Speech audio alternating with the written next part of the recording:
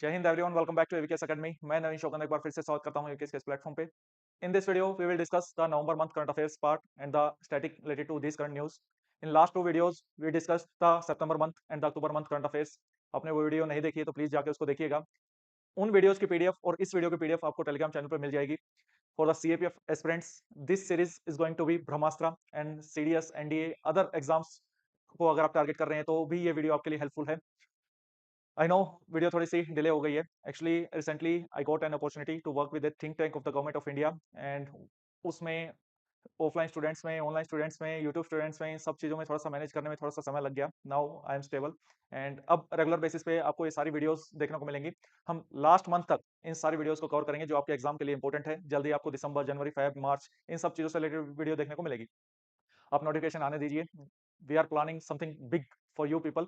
And about current affairs आपने देखा होगा कि 2023 का पेपर देखा होगा, 2024 का पेपर आपने देखा होगा कि अब करंट अफेयर्स सिर्फ वन वर्ड नहीं रहे हैं। अब करंट अफेयर में स्टैटिक भी इतना ही इंपॉर्टेंट है। इसमें स्टेटमेंट बेस्ड क्वेश्चन आपको देखने को मिलते हैं। If you talk about the international organisations, last videos में मैंने इसके एग्जांपल्स आपको दिखाए हैं कि कैसे सार्क से रिलेटेड, क्वाड से रिलेटेड या ब्रिक्स से रिलेटेड या अदर ओपेक या अदर इंटरनेशनल ऑर्गेनाइजेशन से रिलेटेड क्वेश्चन हमको देखने को मिलते हैं। कौन सी इंपॉर्टेंट सबमिट कहाँ पे हुई है, कोई पर्सन इन न्यूज है, कोई प्लेस इन न्यूज है, कोई केस अगर पर्टिकुलर न्यूज में है तो, कोई आर्टिकल अगर न्यूज में है, इन्वायरमेंट की कोई कन्वेंशन अगर न्यूज में है, कोप 26 से रिलेटेड, कोप 27, कोप 28, कोप 29, इन पे ऑलरेडी क्वेश्चंस आ चुके हैं। कोप 29 अभी रिसेंट में हुई थी तो उस पे क्वेश्चंस बनने की संभावना है। इसके अलावा बजट, इकोनॉमिक सर्वे या डिफेंस से रिलेटेड कोई चीज है, कोई नया इनिशिएटिव स्टार्ट है गवर्नमेंट ऑफ इंडिया का, वर्ल्ड लेवल पे किसी पर्टिकुलर स्टेट का कोई स्कीम है, तो these are the important areas of the current affairs. और इन सब चीजों से रिलेटेड जो स्टैटिक पार्ट है उसको भी हम इस वीडियो में डिस्कस करेंगे। टॉप 100 क्वेश्चंस जो इंपॉर्टेंट थे नवंबर मंथ के, वो सारे डिटेल में डिस्कस करेंगे। Beside that, it's also my duty to inform you कि AVKS is a dedicated platform which prepares students for the CAPF Assistant Commandant since 2015। अगर आप AVKS के साथ अपनी प्रिपरेशन करना चाहते हैं तो dedicated 5 month batch is available, जो कि ऑनलाइन मोड में भी है, हाइब्रिड मोड में भी है, ऑफलाइन मोड में भी है। तो आप जो ऑप्ट करना चाहें अपनी सिचुएशन के हिसाब से, अपनी कन्वीनियंस के हिसाब से, अपने रिक्वायरमेंट के हिसाब से उसको ऑप्ट कर सकते हैं। And one promise I want to do with you कि बहुत सरप्राइज प्लान कर रहा हूँ। एक बार नोटिफिकेशन आने दीजिए। You people are my responsibility और मैं अपनी रिस्पॉन्सिबिलिटी हमेशा अच्छे से निभाता हूँ। तो चाहे स्टूडेंट किसी पर्टिकुलर बैच में है या नहीं है, मैं आपको पीछे नहीं छूटने दूंगा। Let's start the video. लेकिन एक बस मेरी रिक्वायरमेंट है, अब वीडियो को लाइक भी करना है करो, नहीं करना है मत करो, कोई दिक्कत नहीं उस चीज़ को में मुझे। बस अपने अटेंडेंस नीचे लगा देना ताकि मुझे पता लगता रहे कि कौन स्टूडेंट्स ऐसे हैं जो रेगुलर बेसिस पे इन वीडियोस को देख रहे हैं। इसकी पीडीएफ मैं फिर से बता रहा हूँ, टेलीग्राम चैनल पे फ्रीली अवेलेबल है, आपको मिल जाएगी। वीडियो कैसी लगी? लास्ट जो स्टूडेंट वीडियो कंप्लीट करता है लास्ट में बस ये बोल दे सर वीडियो कंप्लीटेड। वो जो कंप्लीटेड का मैसेज देख के जो मुझे खुशी मिलती है ना, I can't express in the words. Let's start the video. जय हिंद।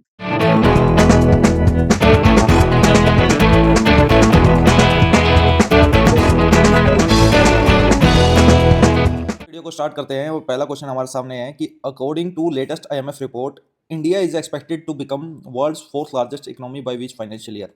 इस टाइप के क्वेश्चंस हमारे एग्जाम के लिए इंपॉर्टेंट हो जाते हैं। जब लास्ट 3 to 4 ईयर्स की आपकी वाईक्यू एनालाइज करेंगे तो आप पाएंगे कि these questions are very important for our exam. और ये पेपर वन पेपर टू दोनों पॉइंट ऑफ व्यू से इंपॉर्टेंट होते हैं। तो एट प्रेजेंट हायरार्की की बात करें तो वर्ल्ड में यूएसए टॉप पे है इकोनॉमी के बेसिस पे हम बात कर रहे हैं, then China, then Germany, then Japan and fifth number पे है इंडिया।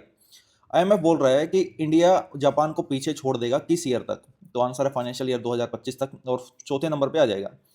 आपने देखा होगा कि प्रेजेंट गवर्नमेंट का टारगेट भी है कि by 2030 we have to make India $10 trillion economy. और उसके लिए हम क्या इनिशिएटिव्स ले रहे हैं? पहले एक हमारा टारगेट ये भी था कि 5 ट्रिलियन इकोनॉमी हमें बनाना है 2024 तक, और ये अभी अचीव नहीं कर पाए हम ड्यू टू मैनी रीजंस कि कोविड भी एक बड़ा फैक्टर है, लेकिन ये हम अचीव करने की कोशिश कर रहे हैं। और इसमें जितने भी गवर्नमेंट इनिशिएटिव्स हैं आप उसको मेंशन करेंगे अगर पेपर 2 पॉइंट से ये कभी आपसे पूछा जाता है तो। और उसमें एट प्रेजेंट क्या क्या चैलेंजेस हैं, जैसे मैन्युफैक्चरिंग सेक्टर पे हमारा फोकस थोड़ा कम रहा, एग्रीकल्चर सेक्टर में डिस्ट्रेस देखने को मिलता है, तो कैसे ओवरकम कर रहे हैं और कैसे और कर सकते हैं, you must know about this for the paper 2 point of view. Paper one की बात करें तो आईएमएफ से रिलेटेड फैक्ट्स हमें पता होने चाहिए कि आईएमएफ की शुरुआत 1944 से हुई थी ब्रेटन वुड एग्रीमेंट के द्वारा। ये एग्रीमेंट डब्ल्यूटीओ का, मरक्केस एग्रीमेंट, आईएमएफ का Brayton would agreement, you must know about these agreements कि किनसे शुरुआत हुई है। मैच द फॉलोइंग में ये पहले क्वेश्चन सिविल सर्विसेज में पूछे जा चुके हैं। अगर कोई कंट्री आईबीआरडी फुल फॉर्म चलो कमेंट सेक्शन में बताइए, लास्ट वीडियो में डिस्कस किया था। आईबीआरडी का मेंबर है तभी वो आईएमएफ का मेंबर बनेगा, अदरवाइज नहीं बन सकता। एट प्रेजेंट बात करें तो 190 मेंबर्स हैं। इसके हेडक्वार्टर की बात करें तो वाशिंगटन डीसी, में इसका हेडक्वार्टर है। और India is the founding member, तो India is also at present, India is a member of IMF। और IMF से ही हमने 1991 में लोन लिया था, और इन्होंने ही ये कंडीशंस रखी थी कि हमें प्राइवेटाइजेशन पे फोकस करना पड़ेगा, तभी वो लोन दे पाएंगे। वो स्टोरी आप लोगों को पता होगी। एग्जाम पॉइंट ऑफ व्यू से ये भी इंपॉर्टेंट है कि वर्ल्ड इकोनॉमिक आउटलुक ये कौन रिलीज करता है, तो IMF is the correct answer. Quota system किस ऑर्गेनाइजेशन से रिलेटेड है, IMF is the correct answer. Quota system is nothing else but कि वोटिंग पावर किस कंट्री के पास कितनी रहती है, और ये डिपेंड करता है कि उसका कितना कंट्रीब्यूशन है IMF में, उसकी इकोनॉमी कितनी है, मल्टीपल फैक्टर्स पे डिपेंड करता है। अगर आ जाए SDR, ये आ चुके हैं, ये सारे क्वेश्चंस पहले आपके एग्जाम में आ चुके हैं, मैं तभी बता रहा हूँ। SDR किस ऑर्गेनाइजेशन से रिलेटेड है, तो IMF से रिलेटेड है, special drawing rights. Last video में हमने डिस्कस किया था, 5 करेंसीज से मिलकर बना है, जिसमें US डॉलर, यूरो, रेनमिनबी, येन, पाउंड, ये सब है। इंडियन रुपी इसमें नहीं है। क्या इंडियन रुपी होना चाहिए और क्यों होना चाहिए, कमेंट सेक्शन में बताइएगा। चलिए नेक्स्ट क्वेश्चन पे चलते हैं। नेक्स्ट क्वेश्चन वो पूछ रहा है कि which country has emerged as world's most powerful passport, latest Henley passport index list. और ये किस बेसिस पे डिपेंड करता है कि किस कंट्री का पासपोर्ट कितना स्ट्रॉन्ग है, कि कहाँ पे कितना इजीली उसको वीज़ा मिल जाता है, वीज़ा फ्री वो जा सकते हैं, वीज़ा ऑन अराइवल उसको मिल जाता है, रोक टोक नहीं है। तो Singapore is the right answer, और ये चेंज होता रहता है ईयर टू ईयर। अगर 2024 की बात करें तो इंडिया की रैंकिंग थी 80, और 2025 की बात करेंगे तो इंडिया की रैंकिंग है 85, तो 5 रैंक गिर गया है। तो फ्लक्चुएट होता रहता है, and you must have to keep updated yourself ऐसे क्वेश्चंस में। और ये जरूर ध्यान रखना है 2024 का पूछा है या 25 का पूछा है। अगर टॉप रैंक 1 की बात करें, दोनों में सिंगापुर है। बुक्स एंड ऑथर्स भी हमारे एग्जाम के लिए इंपॉर्टेंट है, तो बोल रहा है कि जो ये बुक है friends India's closest strategic partners, किसके बारे में है, कि इंडिया को विश्व मित्र बताया गया है, और ये किसने लिखी थी, तो प्रोफेसर श्रीराम चोलिया, इनके द्वारा लिखी गई बुक है। And books exam point of view से वेरी वेरी इंपॉर्टेंट। इसरो या कोई भी space missions are very important for exam point of view.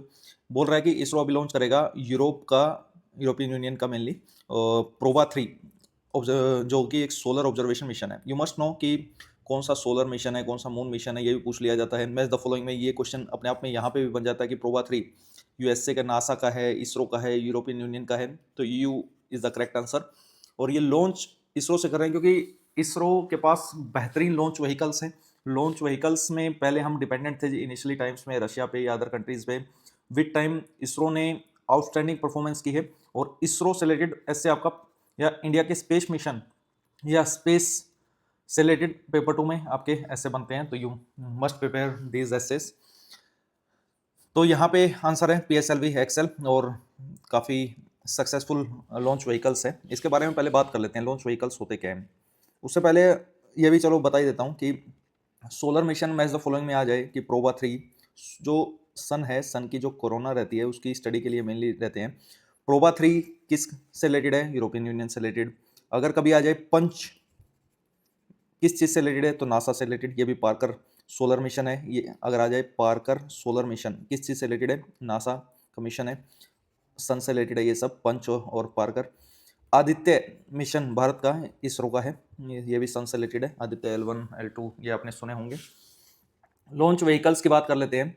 Launch vehicles की अगर बात करें तो भारत की शुरुआत 1980 से हुई थी, कि इनिशियली तो हम अदर कंट्रीज पे डिपेंडेंट थे, लेकिन हमने खुद के जो सैटेलाइट लॉन्च व्हीकल्स हैं। अब आपको पता है कि अर्थ के बाहर वेरियस ऑर्बिट्स हैं, low earth orbit, middle earth orbit, इस तरीके से geosynchronous orbit, various orbits रहते हैं। ये लो अर्थ ऑर्बिट, मिडल और जियो सिंक्रोनस, ये कैसे इनके नाम है, दूरी के हिसाब से, डिस्टेंस के हिसाब से, कि इंडिया से दूरी कितनी है। अगर अर्थ को ऑब्जर्व करना है तो हमें जो सैटेलाइट्स हम भेजते हैं लो अर्थ ऑर्बिट में भेजते हैं। अगर हमें कम्युनिकेशन सैटेलाइट्स भेजने हैं तो जियो सिंक्रोनस या जियो स्टेशनरी ऑर्बिट में हमको भेजना रहता है। ये दूरी की बात करें तो लगभग 36,000 किलोमीटर की दूरी रहती है जियो सिंक्रोनस की। तो अब भारत पृथ्वी से या भारत से अगर इसरो की बात करें तो यहाँ पे इतनी दूर, ये 700-800 किलोमीटर की रेंज में रहता है, या 400 भी बोल सकते हो इसके अंदर। अगर आपको ये भेजना है तो ऑफकोर्स कुछ थ्रस्ट चाहिएगा, कुछ स्ट्रॉन्ग प्रोपोर्शन चाहिएगा, तभी तो हम कुछ भेज पाएंगे। तो वो लॉन्च व्हीकल्स द्वारा, लॉन्च व्हीकल में क्या रॉकेट्स लगे रहते हैं, और वो रॉकेट्स में प्रॉपर फ्यूल होता है, किसी में सॉलिड फ्यूल है, किसी में लिक्विड फ्यूल है, किसी में क्रायोजेनिक इंजन लगा है। क्रायोजेनिक फ्यूल मतलब बहुत ज़्यादा कम टेम्परेचर पे उस फ्यूल को तैयार किया गया है। तो हमने धीरे धीरे लॉन्च व्हीकल्स स्टार्ट किए। तो सबसे पहले हम एसएलवी की बात करते हैं, सैटेलाइट लॉन्च व्हीकल। क्यों ये ज़्यादा ज़रूरी है? ये इसलिए भी ज़्यादा ज़रूरी है क्योंकि आपने ग्रेविटेशनल फोर्स के बारे में पढ़ा होगा, और अगर कुछ भी ऊपर की तरफ जाता है तो ग्रेविटेशनल फोर्स भी उसको इतनी ही ज़ोर से लगता है और नीचे की तरफ खींचता है। तो कुछ ना कुछ थ्रस्ट चाहिए, कुछ ना कुछ पावर चाहिए जो ग्रेविटेशनल फोर्स से ज़्यादा फोर्स लगाए, वो किसी चीज़ को बाहर ले जाए। तो उसके लिए ही ये सैटेलाइट लॉन्च व्हीकल्स रहते हैं और हम रॉकेट्स इस्तेमाल करते हैं इसमें। तो सैटेलाइट लॉन्च व्हीकल भारत ने 1980 में शुरुआत की थी। ये एक 4 स्टेजेस लॉन्च व्हीकल था, जिसमें 40 किलोग्राम तक हम किसी भी सैटेलाइट को बाहर भेज सकते हैं। जैसे कि रोहिणी सैटेलाइट हमने भेजा था लो अर्थ ऑर्बिट में। और ये एक 4 स्टेजेस, इसमें 4 स्टेजेस हैं। जैसे सॉलिड फ्यूल की स्टेजेस रहती हैं ये। सबसे पहले ये फ्यूल जलेगा, फिर ये जलेगा, फिर ये जलेगा, फिर ये जलेगा, इस तरीके से। तो चारों जो स्टेजेस थी वो सॉलिड फॉर्म में थी। चारों जो फ्यूल थे वो सॉलिड फॉर्म में थे। और इनिशियल थ्रस्ट बहुत ज़्यादा चाहिए तो हम सॉलिड फ्यूल को इस्तेमाल करते हैं। तो हायरार्की में आपको पता होना चाहिए, आपके एग्जाम पॉइंट ऑफ व्यू से इंपॉर्टेंट हो जाता है कि एसएलवी क्या में कितनी स्टेज थी। तो आंसर है 4 स्टेज थी। क्या चारों सॉलिड थी? आंसर है यस, चारों सॉलिड थी। और लो अर्थ ऑर्बिट में भेजने के लिए इस्तेमाल होता था, या जियो स्टेशनरी में तो लो अर्थ ऑर्बिट में भेजने के लिए इस्तेमाल होता था। कौन से सैटेलाइट्स भेजे थे? रोहिणी सैटेलाइट भेजे थे। इसके बाद विद टाइम थोड़ी एडवांसमेंट हुई तो एएसएलवी हमने लॉन्च किया, ऑगमेंटेड सैटेलाइट लॉन्च व्हीकल। इसमें हमने 5 स्टेज डाली और 5 सॉलिड थी। इसमें हमने कैपेसिटी बढ़ाई कि 150 किलो तक हम भेज सकते हैं। विद टाइम एट प्रेजेंट हम इन दोनों को, ये रिटायर हो चुके हैं आप बोल सकते हो, इनको इस्तेमाल नहीं करते हैं। इसके बाद जो थर्ड जनरेशन हुई that is the PSLV, and most successful launch vehicle है पूरी दुनिया में। इसका नाम है पीएसएलवी एंड जीएसएलवी का। एग्जाम में कभी भी आए मीन्स आप ये समझेंगे कि अगर इसने 54 फ्लाइट्स ली हैं तो उसमें से 52 सक्सेसफुल रही हैं। तो यहाँ से आप इसकी सक्सेस का आइडिया लगा सकते हो। और पीएसएलवी से रिलेटेड अगर स्टेटमेंट बेस्ड क्वेश्चन कभी आता है तो ये थर्ड जनरेशन लॉन्च व्हीकल है। इसमें 4 स्टेजेस होती हैं, जिसमें पहली सॉलिड, दूसरी लिक्विड, तीसरी सॉलिड, चौथी फिर लिक्विड।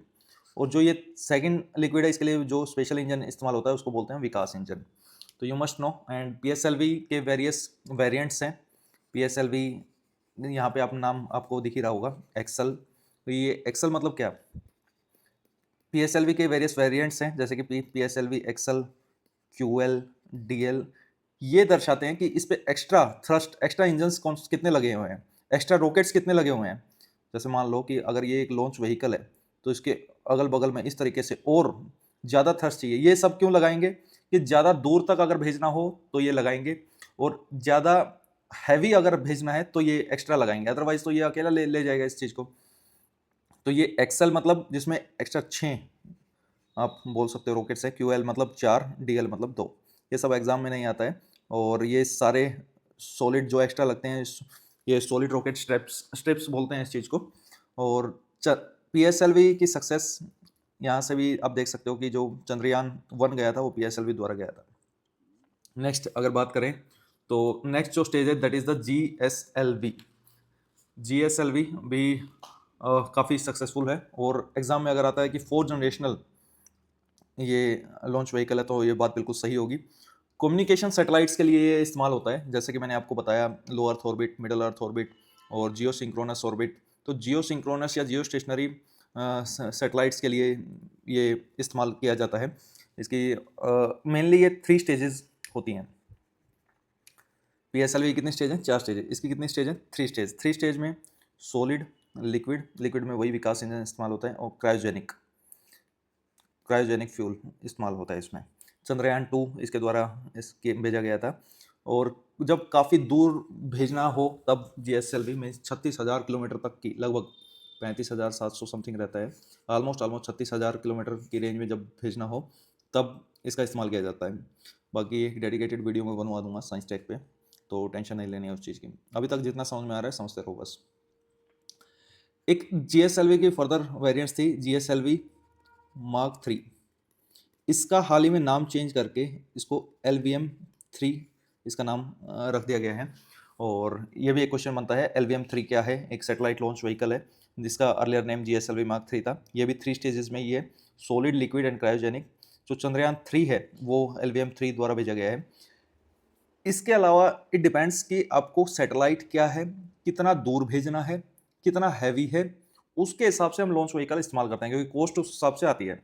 तो हमारे पास स्मॉल सैटेलाइट लॉन्च व्हीकल्स भी हैं। मान लो 500 किलोमीटर की रेंज में भेजना है और 500 किलोग्राम तक का ही वेट या उससे कम का भेजना है, तो हम क्यों PSLV और GSLV इस्तेमाल करेंगे, इतने हैवी लॉन्च व्हीकल इस्तेमाल करेंगे। तो उसके लिए SSLV हमारे पास है, सैटेलाइट जो स्मॉल सैटेलाइट लॉन्च व्हीकल्स में मेनली जो अर्थ ऑब्जर्वेशन सैटेलाइट्स हैं वो SSLV रहते हैं, और अगर कम्युनिकेशन सैटेलाइट्स हैं वो GSLV के द्वारा भेजे जाते हैं। ऐसे ही रीयूजेबल अभी आजकल रॉकेट लॉन्च व्हीकल्स वो सब न्यूज़ में रहते हैं। तो this is all about the PSLV, GSLV, PROBA 3, ये सब मैंने आपको बताया। नेक्स्ट क्वेश्चन की तरफ चलते हैं। What is the name of world's first wooden satellite launched by the Japanese scientist. अब जब भी कुछ भी ऐसा वर्ल्ड में फर्स्ट टाइम कुछ हो जाए तो you must know about this. तो लिग्नोसेट, इन चीज़ों के बारे में आपको पता होना चाहिए। लिग्नोसेट उसका नाम है, वर्ल्ड्स फर्स्ट वुडन सैटेलाइट, और किसने लॉन्च किया है, जापान ने। Next question, Ningol Chakouba festival which has recently started in Manipur. यहाँ से ही आपको ये पता लग जाता है कि ये फेस्टिवल मैच द फॉलोइंग में हॉर्नबिल फेस्टिवल किससे रिलेटेड है, नागालैंड से। मणिपुर का कौन सा फेस्टिवल है, निंगोल फेस्टिवल। तो इस तरीके से आपको पता होना चाहिए। और मेजरली ये बोल रहा है कि किस कम्युनिटी से एसोसिएटेड है, और मणिपुर तो वैसे ही बहुत न्यूज़ में रहता है। अब प्रेसिडेंट रूल लगने के बाद तो और ज़्यादा चांसेस बन जाते हैं कि इस पर क्वेश्चन बनेगा आपका। तो मैती कम्युनिटी से रिलेटेड है, और मेजरली ये फेस्टिवल ये है कि जो मैरिड डॉटर्स हैं वो अपने घर वापस आती हैं मैटरनल होम पे, और वहाँ पे सेलिब्रेशन चलता है। Manipur paper 1 point of view से भी इम्पोर्टेंट है और पेपर 2 पॉइंट ऑफ व्यू से भी इम्पोर्टेंट है, तो थोड़ा टाइम लगा के इसको डिस्कस कर लेते हैं, ठीक है। जिसको जल्दी हो जा सकता है वो। पेपर 1 की बात करें तो 1972 में डेडिकेटेड स्टेट का दर्जा दिया गया, और इसके स्टेट एनिमल भी समटाइम्स पूछ लिया जाता है। Sangai is the state animal, जिसको डांसिंग डियर भी बोल दिया जाता है, डांसिंग डियर। लोकटक लेक के लिए फेमस है Manipur, yes, only floating lake है इन द वर्ल्ड, एंड जिसमें अगर नॉर्थ ईस्ट की बात करें तो नॉर्थ ईस्ट में लार्जेस्ट फ्रेश वाटर लेक है लोकटक लेक, और इस पर एक नेशनल पार्क भी है, Keibul Lamjao. Keibul Lamjao is the national park, जो कि फ्लोटिंग पार्क है वर्ल्ड का, और किस पे है, ये लोकटक लेक पे है। और it's known for its phumdis. ये सारे keywords are very important. Sangai जो कि डांसिंग डियर है, लोकटक लेक वर्ल्ड की फर्स्ट फ्लोटिंग लेक है, नॉर्थ ईस्ट की लार्जेस्ट फ्रेश वाटर लेक है, इस पर एक नेशनल पार्क है केबुल लामचो नेशनल पार्क, जो कि वर्ल्ड का फ्लोटिंग नेशनल पार्क है। और ये जाना जाता है फुमदिस के लिए। फुमदिस क्या है, फुमदिस है एक heterogeneous mass of vegetation, soil, organic matter, इन सब का कलेक्शन को फुमदिस बोल देते हैं। अब पेपर 2 पॉइंट ऑफ व्यू से कैसे इंपॉर्टेंट है मणिपुर, उस पर डिस्कस करते हैं। आई होप आपने ये फैक्ट्स नोट कर लिए होंगे अपनी नोटबुक में या अपने माइंड में, जहाँ पे भी आप नोट करना चाहें। पूरी मणिपुर इशू को समझते हैं। सबसे पहले मैं आपको कुछ बेसिक बातें बता दूं कि वहाँ पे वेरियस कम्युनिटीज़ हैं। जो मेजर कम्युनिटीज़ हैं उसमें है मैती और कुकी और नागा। जो मैती कम्युनिटी हैं इनकी पॉपुलेशन लगभग 50% या उससे थोड़ी सी ज़्यादा है, और कुकी और नागा को मिला के आपस में लगभग 40% के आसपास बनती है, जिसमें से कुकी 25% है और नागा लगभग 15% है। अब ये जो 40% लोग हैं इनके पास मणिपुर की 90% के आसपास लैंड है, क्योंकि ये मेजरली हिल्स में रहते हैं। Suppose this is the Manipur, तो ये पूरा हिली एरिया है, और इसके बिल्कुल बीच में ये वैली रीजन है। तो यहाँ पे रहते हैं मैती, और ये पूरी हिली एरिया जितना 90% एरिया बचा यहाँ पे रहते हैं कुकी और नागा और अदर कम्युनिटीज़। अब इनकी पॉपुलेशन ज़्यादा है, लेकिन इनके पास ज़मीन का, लैंड की बात करें तो केवल 10% हिस्सा है। अब पॉपुलेशन इनकी ज़्यादा है तो पॉलिटिक्स में इनकी सेइंग ज़्यादा है। अगर बात करें टोटल देयर आर 60 MLAs, तो उनमें से 40 MLA मैती कम्युनिटी के हैं और 20 MLA कुकी और नागा इन कम्युनिटीज़ के हैं। और एज आई टोल्ड यू कि ये रहते वैली में हैं और ये जो हिली एरियाज़ में रहते हैं। इनके पास ऑलरेडी स्केड्यूल ट्राइब का स्टेटस है। स्केड्यूल ट्राइब का स्टेटस होने का मतलब ये है कि ये हिल्स में रहते हैं और ये वैली में चाहें तो ज़मीन खरीद सकते हैं और अदर बेनिफिट्स जो रिजर्वेशन है या मल्टीपल बेनिफिट्स हैं वो इनको मिलते हैं। सबसे जो मेजर बेनिफिट है यहाँ पे लैंड परचेजिंग का है, लैंड एक्वायर करने की बात है।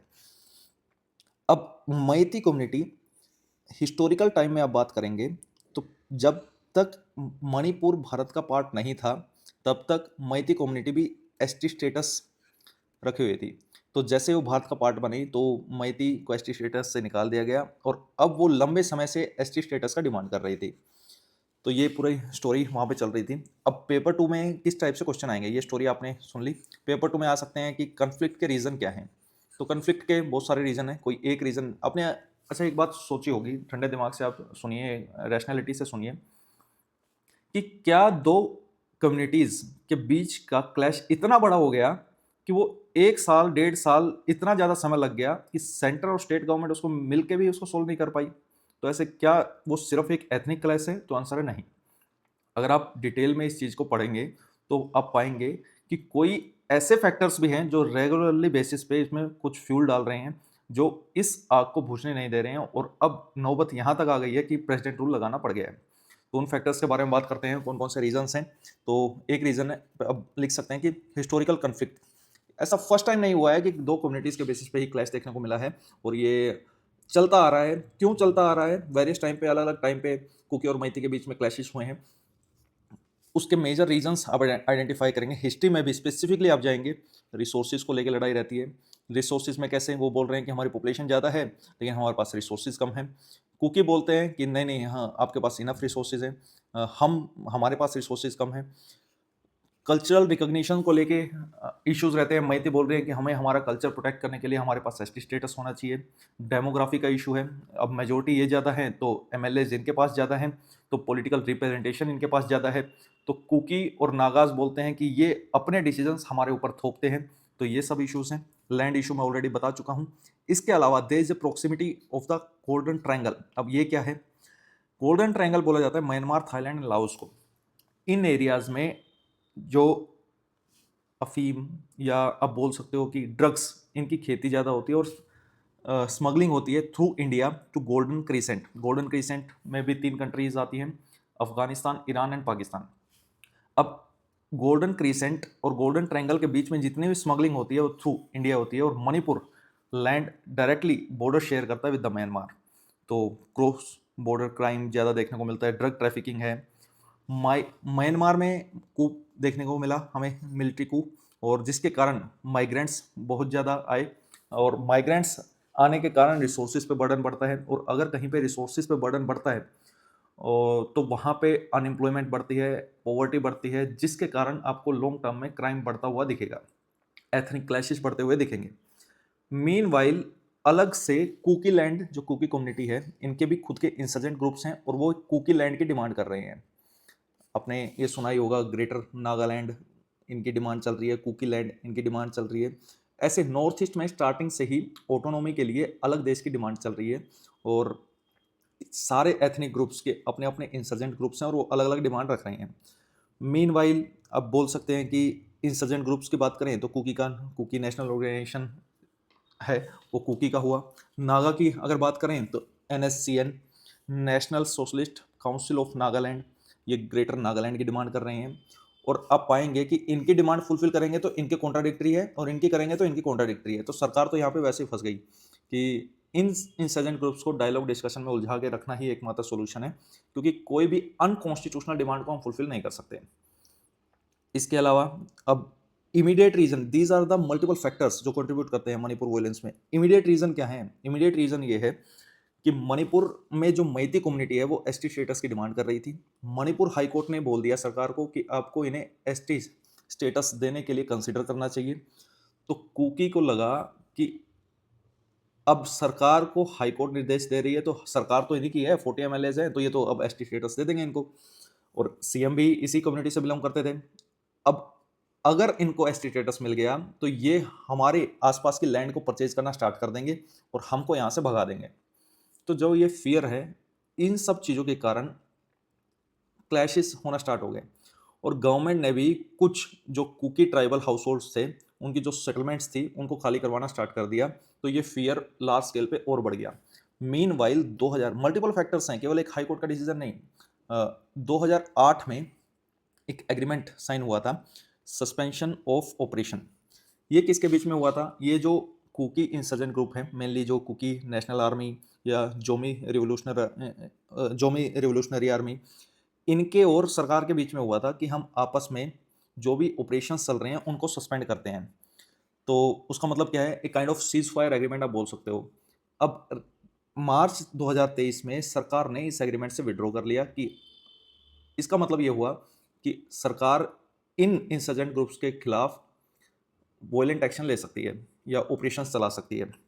तो इन सब चीज़ों के कारण फियर और बढ़ गया कुकी कम्युनिटी में, और ये एथनिक क्लैशेस में कन्वर्ट हो गए। केवल यही मेजर फैक्टर नहीं है, अब ये क्लैशेस इतने लॉन्ग टर्म तक चले, इसके पीछे एक्सटर्नल फैक्टर्स बहुत ज़्यादा रिस्पॉन्सिबल हैं। जैसे कि एक्सटर्नल फैक्टर में म्यांमार में कू, बांग्लादेश में कू, चाइना का फैक्टर, ये सारे फैक्टर्स रेगुलर बेसिस पे इनको स्मगलिंग देखने को मिलती है। और इवन रिलीजियस एंगल्स भी देखने को मिलेंगे कि क्रिश्चियनिटी भी कहीं ना कहीं इस चीज़ को सपोर्ट कर रही है, ऐसे एलिगेशंस देखने को मिले हैं, ह्यूमन राइट वोलेशंस के एलिगेशंस देखने को मिले हैं। अगर आप इन शॉर्ट बोलें तो external factors are responsible, lack of development is responsible, lack of coordination between centre and state is the responsible कि ये प्रॉब्लम इतनी बड़ी हो गई है। अब इसका इम्पैक्ट अगर रिपोर्ट लिखनी आ जाए तो इम्पैक्ट क्या क्या लिखेंगे? इम्पैक्ट हुआ है लार्ज स्केल पे, ह्यूमन लाइफ पे इम्पैक्ट हुआ है, डोमेस्टिक वायलेंस हमको देखने को मिला है, इकोनॉमी पे इम्पैक्ट हुआ है, सोशल फ्रेगमेंटेशन बहुत हुआ है सोसाइटी में, मिसट्रस्ट बढ़ा है, मिलिटेंसी बढ़ी है, इंडिया की एक्ट ईस्ट पुलिस पे इम्पैक्ट आया है, इंटरनल लेवल पे इतना डिस्प्लेसमेंट देखने को मिलता है। अब सोल्यूशन सरकार ने इसमें जो शॉर्ट टर्म सोल्यूशन लिया है, दैट इज द आर्टिकल 356 को इन्वोक कर दिया, मीन्स प्रेसिडेंट रूल को लगा दिया है। लेकिन आप मुझसे पूछेंगे या आपको जो भी एग्जाम में लिखना है, it is the short term solution, can't be long term solution, क्योंकि ये फेडरल स्ट्रक्चर को भी इम्पैक्ट करता है। Then what is the long term solution? सबसे पहले तो जो डिस्प्लेस हुए हैं लोगों को, उनको रिहेबिलिटेट करने की नीड है। आपको विक्टिम्स को आप आइडेंटिफाई कीजिए, उनको रिहेबिलिटेट कीजिए, सिविल सोसाइटी की इसमें हेल्प लीजिए, जो भी ग्रुप लीडर्स हैं उनकी हेल्प आपको लेनी होगी। जो चीज़ें वोलेंस को बढ़ाती है, जैसे कि फेक न्यूज़, तो ऐसी चीज़ों को, या सोशल मीडिया पे कुछ भी ऐसी वीडियोस बना देना, कमेंट कर देना, इन सब चीज़ों को रोकना होगा। इंक्लूसिव डायलॉग की नीड है। इंक्लूसिव डायलॉग में सारी कम्युनिटीज को साथ बैठाना होगा, सेंटर को भी साथ बैठना होगा, स्टेट को भी साथ बैठना होगा, और जो ट्रस्ट गुम हुआ है उसको बढ़ाना होगा। वो कैसे बढ़ाएंगे? ट्रांसपेरेंसी बढ़ा के, आपस में कोऑर्डिनेशन बढ़ा के। मीनवाइल म्यांमार से जो एक्सोडस हो रहा है, या माइग्रेशन, इलीगल माइग्रेशन हो रहा है, बांग्लादेश से जो इलीगल माइग्रेशन हो रहा है, उसके लिए बॉर्डर सर्विलेंस बढ़ाएंगे, ड्रग ट्रैफिकिंग को रोकेंगे, आर्म स्मगलिंग को रोकेंगे, और स्पेशली इवेलुएट करेंगे कि SC ST क्राइटेरिया किन फैक्टर्स के बेसिस पे होना चाहिए। This all about the Manipur violence, and ये चीज़ें आपके एग्जाम के लिए इंपॉर्टेंट हैं। तो अब पूरा टॉपिक ही करा दिया है आपको, तो करके आइएगा अच्छे से, अगर पेपर में आ जाता है तो। नेक्स्ट क्वेश्चन की तरफ आगे बढ़ते हैं। ज़्यादा हो गया क्या? चीज़ें ऐसी हैं यार, मेरे साथ रहोगे तो कॉम्प्रिहेंसिव वे में भी पढ़ा पाऊंगा मैं, तो देखो मेरा तो ऐसे ही चलता है, मैं ऊपर ऊपर से नहीं निकल सकता। Who has won the Brazil grand prix 2024 in formula 1? और ये साओ पोलो में हुआ। तो इस टाइप से गेम्स या स्पोर्ट्स से रिलेटेड क्वेश्चंस एग्जाम में इंपॉर्टेंट हो जाते हैं। तो C is the correct answer, Max Verstappen. तो जो फॉलो करते हैं उनको पता रहेगा। Which Indian state recently launch the comprehensive caste census? ये भी इंपॉर्टेंट है, पेपर 2 से इंपॉर्टेंट है। चलो अभी पेपर 1 की क्लास है तो आई कंट्रोल माई सेल्फ। पेपर 2 के लिए कास्ट सेंसस पे आपको ऐसे ही आर्ग्यूमेंट प्रिपेयर करना है, ठीक है, इसमें आपका होमवर्क है। Telangana is the right answer, और रिसेंटली तेलंगाना में ने भी कास्ट सेंसस स्टार्ट किया था, और तेलंगाना 2014 में न्यू स्टेट बना है। कोई तेलंगाना से है तो बताइएगा।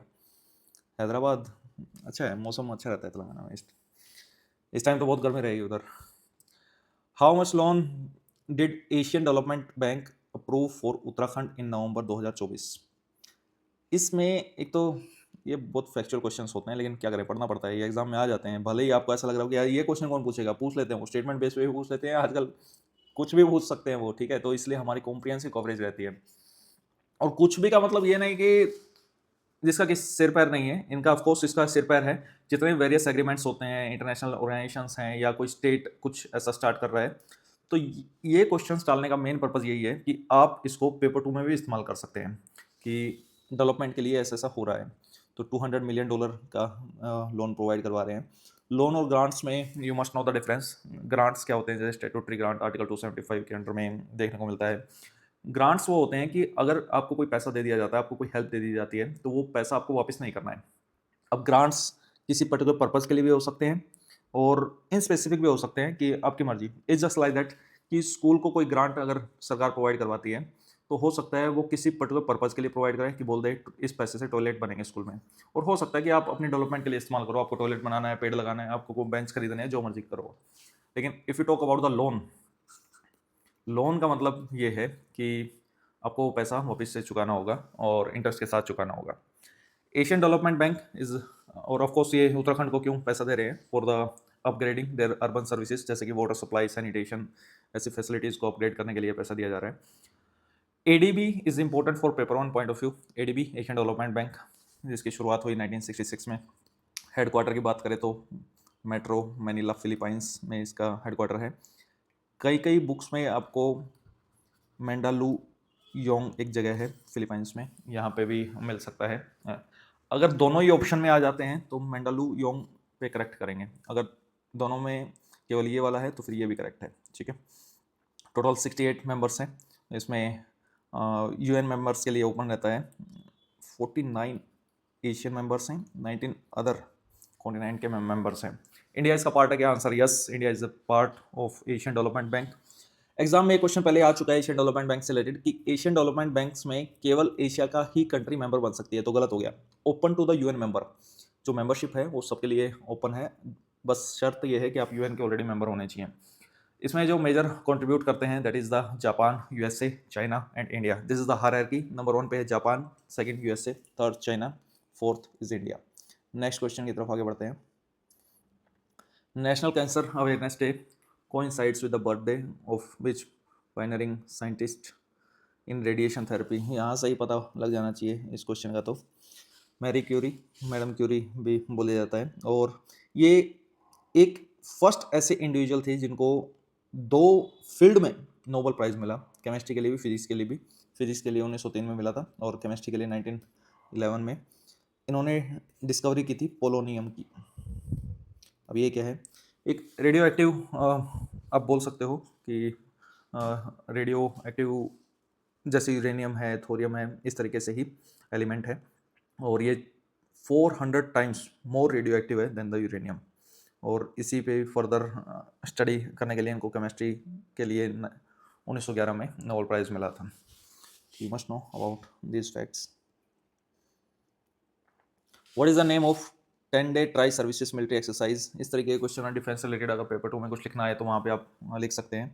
इंडिया विल लॉन्च, तो पूर्वी Prahar is the correct answer. Mainly ये क्यों करते हैं ट्राई सर्विसेज में, मतलब Indian army, navy and air force, जो इंडियन आर्म फोर्सेस है, और ताकि आपस में सिनर्जी हो सके, आपस में इंटर ऑपरेबिलिटी बढ़े, तो to enhance the synergy and interoperability and enhance the coordination among all these services, तो इसके लिए जॉइंट एक्सरसाइज होती है। Purvi Prahar is the correct answer. Next question की तरफ आगे चलते हैं।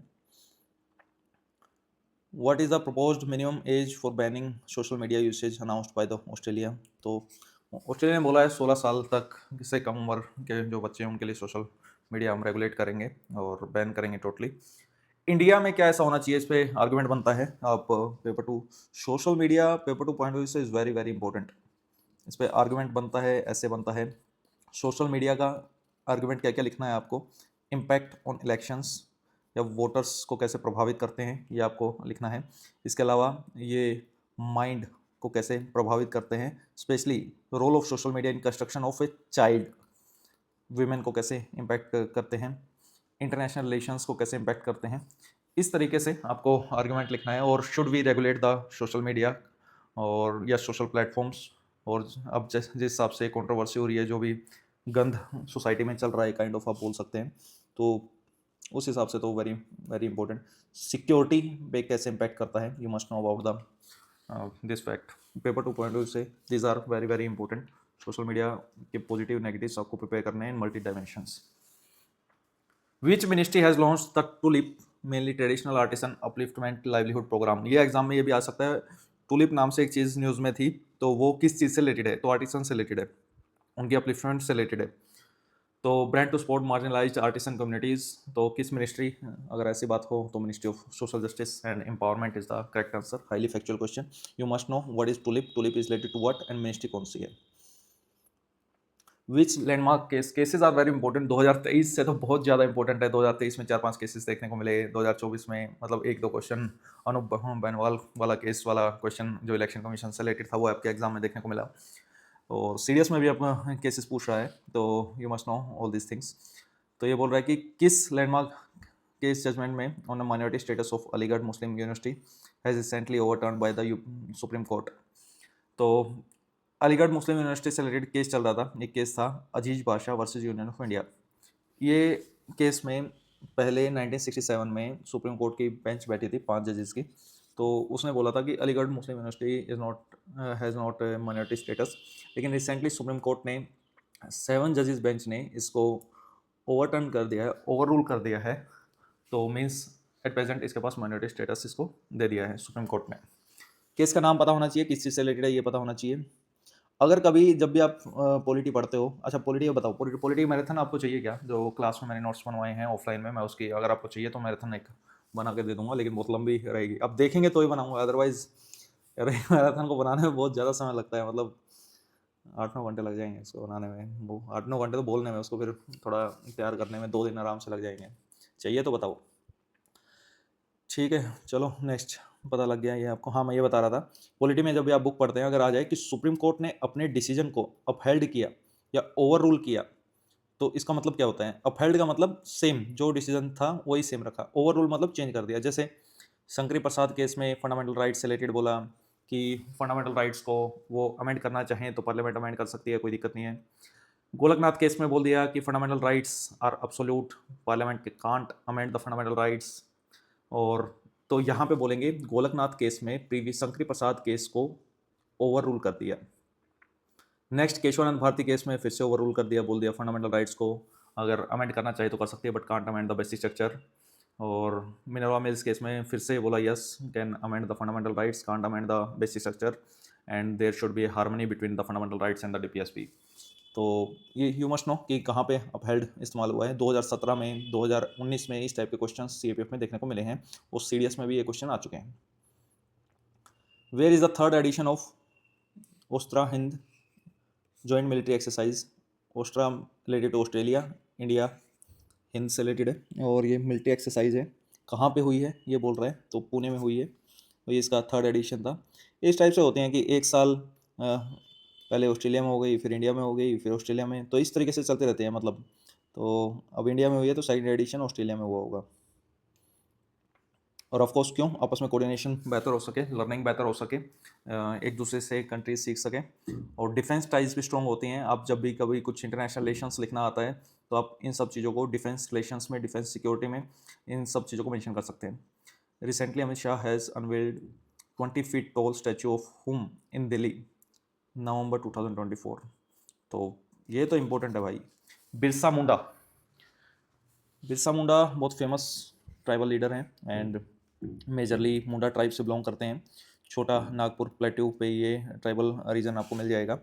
मुंडा रिबेलियन आपने हिस्ट्री में पढ़ा होगा, इससे रिलेटेड एक क्वेश्चन सिविल सर्विस में पहले पूछा जा चुका है कि मुंडा रिबेलियन को किस और नाम से जाना जाता है? तो Ulgulan, Ulgulan is the correct answer. And ये ब्रिटिशर्स के अगेंस्ट लड़ाई लड़ी थी, और ये इतना इंपॉर्टेंट है कि 15 नवंबर को हम जनजातीय गौरव दिवस सेलिब्रेट करते हैं उनके बर्थडे पे।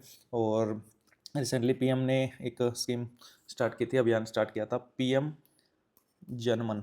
तो ये सब एग्जाम में आ सकते हैं, ये सब चीज़ें यू मस्ट नो। 15 नवंबर, या ट्राइबल्स से रिलेटेड कुछ लिखना है तो जैसे 2024 में ट्राइबल्स से रिलेटेड आपका एक ऐसे आया था। इन फ्यूचर भी आ सकता है कि भारत की हिस्ट्री में ट्राइबल्स का क्या कंट्रीब्यूशन है, तो you must prepare the paper topic about the tribals, या जो ट्राइबल एलियनेशन है वो कितना रिस्पॉन्सिबल है नक्सलिज्म को। तो इस टाइप के क्वेश्चन भी आपके पेपर में देखने को मिल सकते हैं।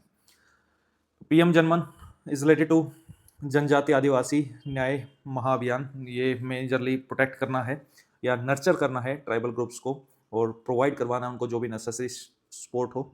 मेनली ये इनिशिएटिव कवर करता है सो 75 पीवीटीजीज है, particularly vulnerable tribal groups in India. PVTGs बताओ सबसे ज़्यादा पीवीटीजीज किस स्टेट में है? आपको बताया था मैंने लास्ट क्लास में, 13 है, बताओ किस स्टेट में है? 13। Next, Dinanath Patra who has passed. Important personalities are very important for exam point of view. उनकी डेथ हो गई है। Contributed to shaping which educational policy, of course देखिए एजुकेशनल पॉलिसी बहुत फेमस है भारत में। तो ये 2020 वाली नेशनल एजुकेशन पॉलिसी को फ्रेम करने में इनका योगदान था। राइट टू एजुकेशन एक्ट है, डेडिकेटेड एक्ट 2009 का। ये आपको पेपर 2 पॉलिटी के एक्ट तैयार करने हैं पॉलिटी में, आरटीआई और आरटीई। इन पे क्वेश्चन कभी भी आ सकता है। आरटीआई से रिलेटेड पहले क्वेश्चन आ चुका है, आरटीई से रिलेटेड क्वेश्चन आ सकता है, then you have to prepare for the paper 1 point of view. Paper 2 के लिए भी आ सकता है वो, इसकी कोई रिलीवेंस है या नहीं है। और राइट टू एजुकेशन एक फंडामेंटल राइट है अंडर आर्टिकल 21A। इसके अलावा 86 constitution amendment 2002 is related to education part, जिसने 3 आर्टिकल्स को अमेंड किया, आर्टिकल 21A, 45, 51A का के। ये सब स्टोरी मैं पहले बता चुका हूँ आपको लास्ट लेक्चर्स में। Who has won the 3rd Rohini Nayyar prize for the rural development. इस टाइप से जो बहुत ज़्यादा फेमस प्राइजेस नहीं है, जैसे Nobel prize is very very famous, या भारत रत्न, जो जितने भी ये हैं तो ये फेमस हैं। इसके अलावा भी इस टाइप के प्राइजेस भी हमको तैयार करने हैं, पुलित्जर प्राइज या जो भी आर्किटेक्ट्स में दिया जाता है, मैथ्स के लिए दिया जाता है इस टाइप से, या रोहिणी नैयर प्राइज दिया जाता है फॉर द रूरल डेवलपमेंट। तो ये किनको दिया गया है, तो अनिल प्रधान जी को ये प्राइज दिया गया है। What is the amount allocated by the government for the setting up centers for the excellence under the National Green Hydrogen Mission? भाई इस पे क्वेश्चन बिल्कुल एक्सपेक्टेड है, और पेपर 1 में आए, पेपर 2 में आए, कहीं पे भी आ जाए, ये very very very important. Last दोनों लेक्चर्स में इसके बारे में बताया था, फिर से बता देता हूँ कि जनवरी 2023 में national green hydrogen mission launch किया। मेजरली इसका जो टारगेट है कि प्रोडक्शन कैपेसिटी हमको बढ़ानी है 5 million metric tonne per annum तक। Per annum is very important. इसको वो चेंज कर देगा, 5 को 10 कर देगा, पर एनम को बाय 2030 कर देगा, कुछ भी कर देगा ऐसा। ऑफ कोर्स ये बाय 2030 है, लेकिन एनुअली बेसिस पे इतना होना चाहिए, ऐसा नहीं कि टोटली इतना होना चाहिए। और किसका? ग्रीन हाइड्रोजन का। यहाँ पे वो ग्रे हाइड्रोजन कर देगा। हाइड्रोजन की वेरियस कैटेगरीज हैं, जैसे green hydrogen is there, grey hydrogen is there, blue hydrogen is there, brown hydrogen is there, yellow hydrogen is there, turquoise hydrogen is there. ये वेरियस कलर्स किन चीज़ों को दर्शाते हैं? ये दर्शाते हैं कि ये मेजरली जो हाइड्रोजन प्रोड्यूस हो रही है वो किस मेथड से हो रही है और किस चीज़ से हो रही है। जैसे ग्रीन हाइड्रोजन की बात करें तो mainly produced by the splitting of water. केवल जो प्रोसेस इसमें इस्तेमाल होती है दैट इज़ द इलेक्ट्रोलाइसिस, और पानी के मॉलिक्यूल्स को तोड़ के हम उससे हाइड्रोजन अलग करते हैं। तो प्रोडक्शन सबसे बेस्ट ऑफ कोर्स ग्रीन। जो ग्रे है most common type of hydrogen है, ये मेजरली प्रोड्यूस की जाती है by using of fossil fuels, और प्रोसेस जो इसमें इस्तेमाल होती है that is the steam methane reforming. And for the blue hydrogen it is produced from the natural gas, जो प्रोसेस हो same, steam methane reforming. Brown hydrogen की बात करें it is derived from the conventional fuels. और जो turquoise की बात करें तो ये लैब में मेनली प्रोड्यूस की जाती है, जो प्रोसेस इसके लिए इस्तेमाल होती है that is the pyrolysis. And for the yellow hydrogen जो प्रोड्यूस की जाती है वो सोलर पावर्ड इलेक्ट्रोलाइसिस से की जाती है, that is the yellow. Then you must know what is the SIGHT programme. SIGHT programme is related to what? तो it is related to national green hydrogen mission. SIGHT mainly एक strategic intervention for the green hydrogen transition, इसकी full form है strategic interventions for the green hydrogen transition. Mainly incentive provide करवाता है, जो manufacturing पे focus करता है, electrolysers की, जो प्रोडक्शन ऑफ ग्रीन अमोनिया की, और ये सब चीज़ें इस्तेमाल होती हैं हाइड्रोजन प्रोड्यूस करने में। This all about the national green hydrogen mission. फिर से रिपीट कर देता हूँ, इसका जो टारगेट है वो प्रोडक्शन कैपेसिटी को बढ़ाना है 5 मिलियन मैट्रिक टन तक पर एनम बाय 2023। और किसके बारे में? ग्रीन हाइड्रोजन के बारे में। This all about this question. Next question की तरफ चलते हैं। Who won the FIH hockey star award 2024? Okay, for Indian men's hockey team. तो PR Sreejesh is the correct answer for this question. Next question की तरफ चलते हैं। India has been ranked 6th in the world for the global patent filing. Patents are very important. आज के समय में थोड़ा गवर्नमेंट या जो इंडियंस हैं वो अवेयर हो रहे हैं इस चीज़ पे, और इनोवेशन को बढ़ावा देने के लिए patent protection is very very important. Suppose आपने कुछ नई चीज़ इनोवेट की है तो आप चाहोगे ना यार आपका बेनिफिट मिले उस चीज़ का, तो तभी तो वो मोटिवेशन का काम करेगी। अगर पता चला आपने कोई नई ड्रग, मैं तो बहुत अच्छे से मेडिकल फील्ड से हूँ तो कनेक्ट कर सकता हूँ, इतना खर्चा करके, इतना समय लगा के, सालों लगा के नया मॉलिक्यूल जनरेट किया है, उस पर करोड़ों रुपए लगा दिए, अब वो फार्मूला मार्केट में अवेलेबल है, कोई भी उसको कुछ हज़ार रुपये लगा के बना रहा है, भेज रहा है, और आपसे ज़्यादा पैसे कमा रहा है। तो वो ये इसलिए patent is very very important. Of course इसके कुछ साइड इफेक्ट भी हैं, तो इसलिए पेटेंट का एक टाइम पीरियड रहता है। साइड इफेक्ट क्या कि वो चीज़ अब मोनोपोली हो जाएगी कि आपके पास ही रहेगी, लार्ज स्केल पे सोसाइटी उसको इस्तेमाल नहीं कर पाएगी, आप जितना पैसा डिसाइड करोगे इतने पैसे में ही लोगों को मिलेगी, एटसेट्रा एटसेट्रा। ऑफ कोर्स उस पैसे पे कैपिंग रहती है, गवर्नमेंट की कैपिंग रहती है, और मेन वाइल उसका एक टाइम पीरियड रहता है कि आप इतने साल के बाद इसका पेटेंट खत्म हो जाएगा और बाकी लोग इसको इस्तेमाल कर पाएंगे। पेटेंट एक पर्टिकुलर टाइम तक ही रहता है, जैसे जीआई टैग 10 ईयर्स तक वैलिड रहता है, ऐसे पेटेंट 20 ईयर्स है आई थिंक, 10 या 20 आप देख लेना, it's not so important for exam point of view, ये बस बेसिक लाइफ के लिए इंपॉर्टेंट है। Which organisation release this information, of course patent से रिलेटेड जो रिलीज करते हैं विपो, वर्ल्ड इंटेलेक्चुअल प्रॉपर्टी ऑर्गेनाइजेशन, और जो सबसे ज़्यादा पेटेंट दुनिया में अगर कोई करवाता है that is China, second number पे यूएसए, हम 6 नंबर पे हैं भारत, तो आगे आना चाहिए भारत को, it's a good. WTO is very important, आगे डिस्कस करेंगे चलो WTO को। Which power plant successfully produced methanol from carbon dioxide for the first time, ये इस टाइप से जब भी आप चीज़ें लिखनी हो पेपर 2 में तो ये कोट कर सकते हो। The answer is C. But इसमें जो सबसे इंपॉर्टेंट है that is the methanol. Methanol के बारे में एग्जाम में क्वेश्चन 2019 में आ चुका है कि मिथेनॉल को वुड अल्कोहल या वुड स्प्रिट भी बोला जाता है, यानी you must no. Methanol paints में, प्लास्टिक्स में इस्तेमाल होता है। गैसोलीन जो कि पेट्रोल हम बोलते हैं गैसोलीन, उसकी ब्लेंडिंग में भी बोला जाता है कि हमको मिथेनॉल इस्तेमाल करना चाहिए, लगभग 15% हम ब्लेंड कर सकते हैं। जैसे इथेनॉल का हमारा टारगेट है, ऐसे ही ब्लेंड करना चाहिए तो मिथेनॉल को भी कर सकते हैं। एंटी फ्रीजिंग एक्टिविटीज़ में काम आता है। अगर हम मिथेनॉल को जो हमारे कन्वेंशनल फ्यूल्स हैं जैसे कि पेट्रोल, इन सब में मिक्स करते हैं तो बेनिफिट क्या होगा? सबसे बेनिफिट होगा फ्यूल डाइवर्सिफिकेशन। फ्यूल डाइवर्सिफिकेशन के कारण जॉब क्रिएट होगी, ग्रीन हाउस गैसेस रिड्यूस होंगी, इंपोर्ट रिड्यूस होगा, पैसा बचेगा, बेहतर चीज़ों पे उस पैसे को लगा पाएंगे। तो वर्ल्ड की तरफ जो हमारा कंट्रीब्यूशन है, हमारा टारगेट है नेट जीरो एमिशन का, उसको अचीव कर पाएंगे। थोड़ा पेपर टू आज ज़्यादा निकल रहा है, लगता है ज़्यादा ज़्यादा कुछ पढ़ाया है मुझे मैंने ठीक है।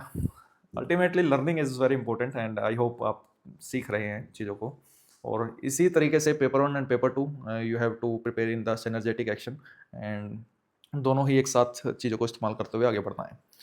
अल्टीमेटली एग्जाम क्रैक करना है यार, वी वांट टू बिकम डैगो, okay, yes, direct appointed gazetted officer. Which city has inaugurated its first digital population clock, which will display real time population estimate? Bangalore ने ऐसा किया है कि दिखाएंगे, ओके, रियल टाइम में। ठीक है, बस याद रखना, एक फैक्ट है, दिस इज वेरी इंपॉर्टेंट मेरे टाइप का question. Which countries capital hosted the joint summit of OIC and Arab league? जिस क्वेश्चन में समझाने का होता है ना, वो उसमें मुझे मजा आता है, जिसमें समझाने का नहीं है उसमें थोड़ा कम मजा आता है, लेकिन it's important, it's not all about fun, it's all about learning. चीज़ें हमें वो भी याद रखनी है जिसमें मज़ा कम आए। कई बार ये रहता है ना कि सर ये सब्जेक्ट पढ़ने में मज़ा नहीं आ रहा, भाई मज़ा लेने के लिए नहीं पढ़ रहे हैं, ऑफिसर बनने के लिए पढ़ रहे हैं। बहुत ऐसे काम करने पड़ेंगे ऑफिसर बनने के बाद भी जिसमें मज़ा नहीं आएगा, लेकिन it's a part of duty, हमको करना है वो, क्योंकि हम हमारा काम कर रहे हैं, बस यही मज़ा है। और अब वो काम क्या है, it doesn't matter. Which country's capital hosted the joint summit of OIC and Arab League and Cairo? No, sorry, Riyadh is the correct answer. Cairo क्यों याद आया? चलो कोई नहीं, देखेंगे।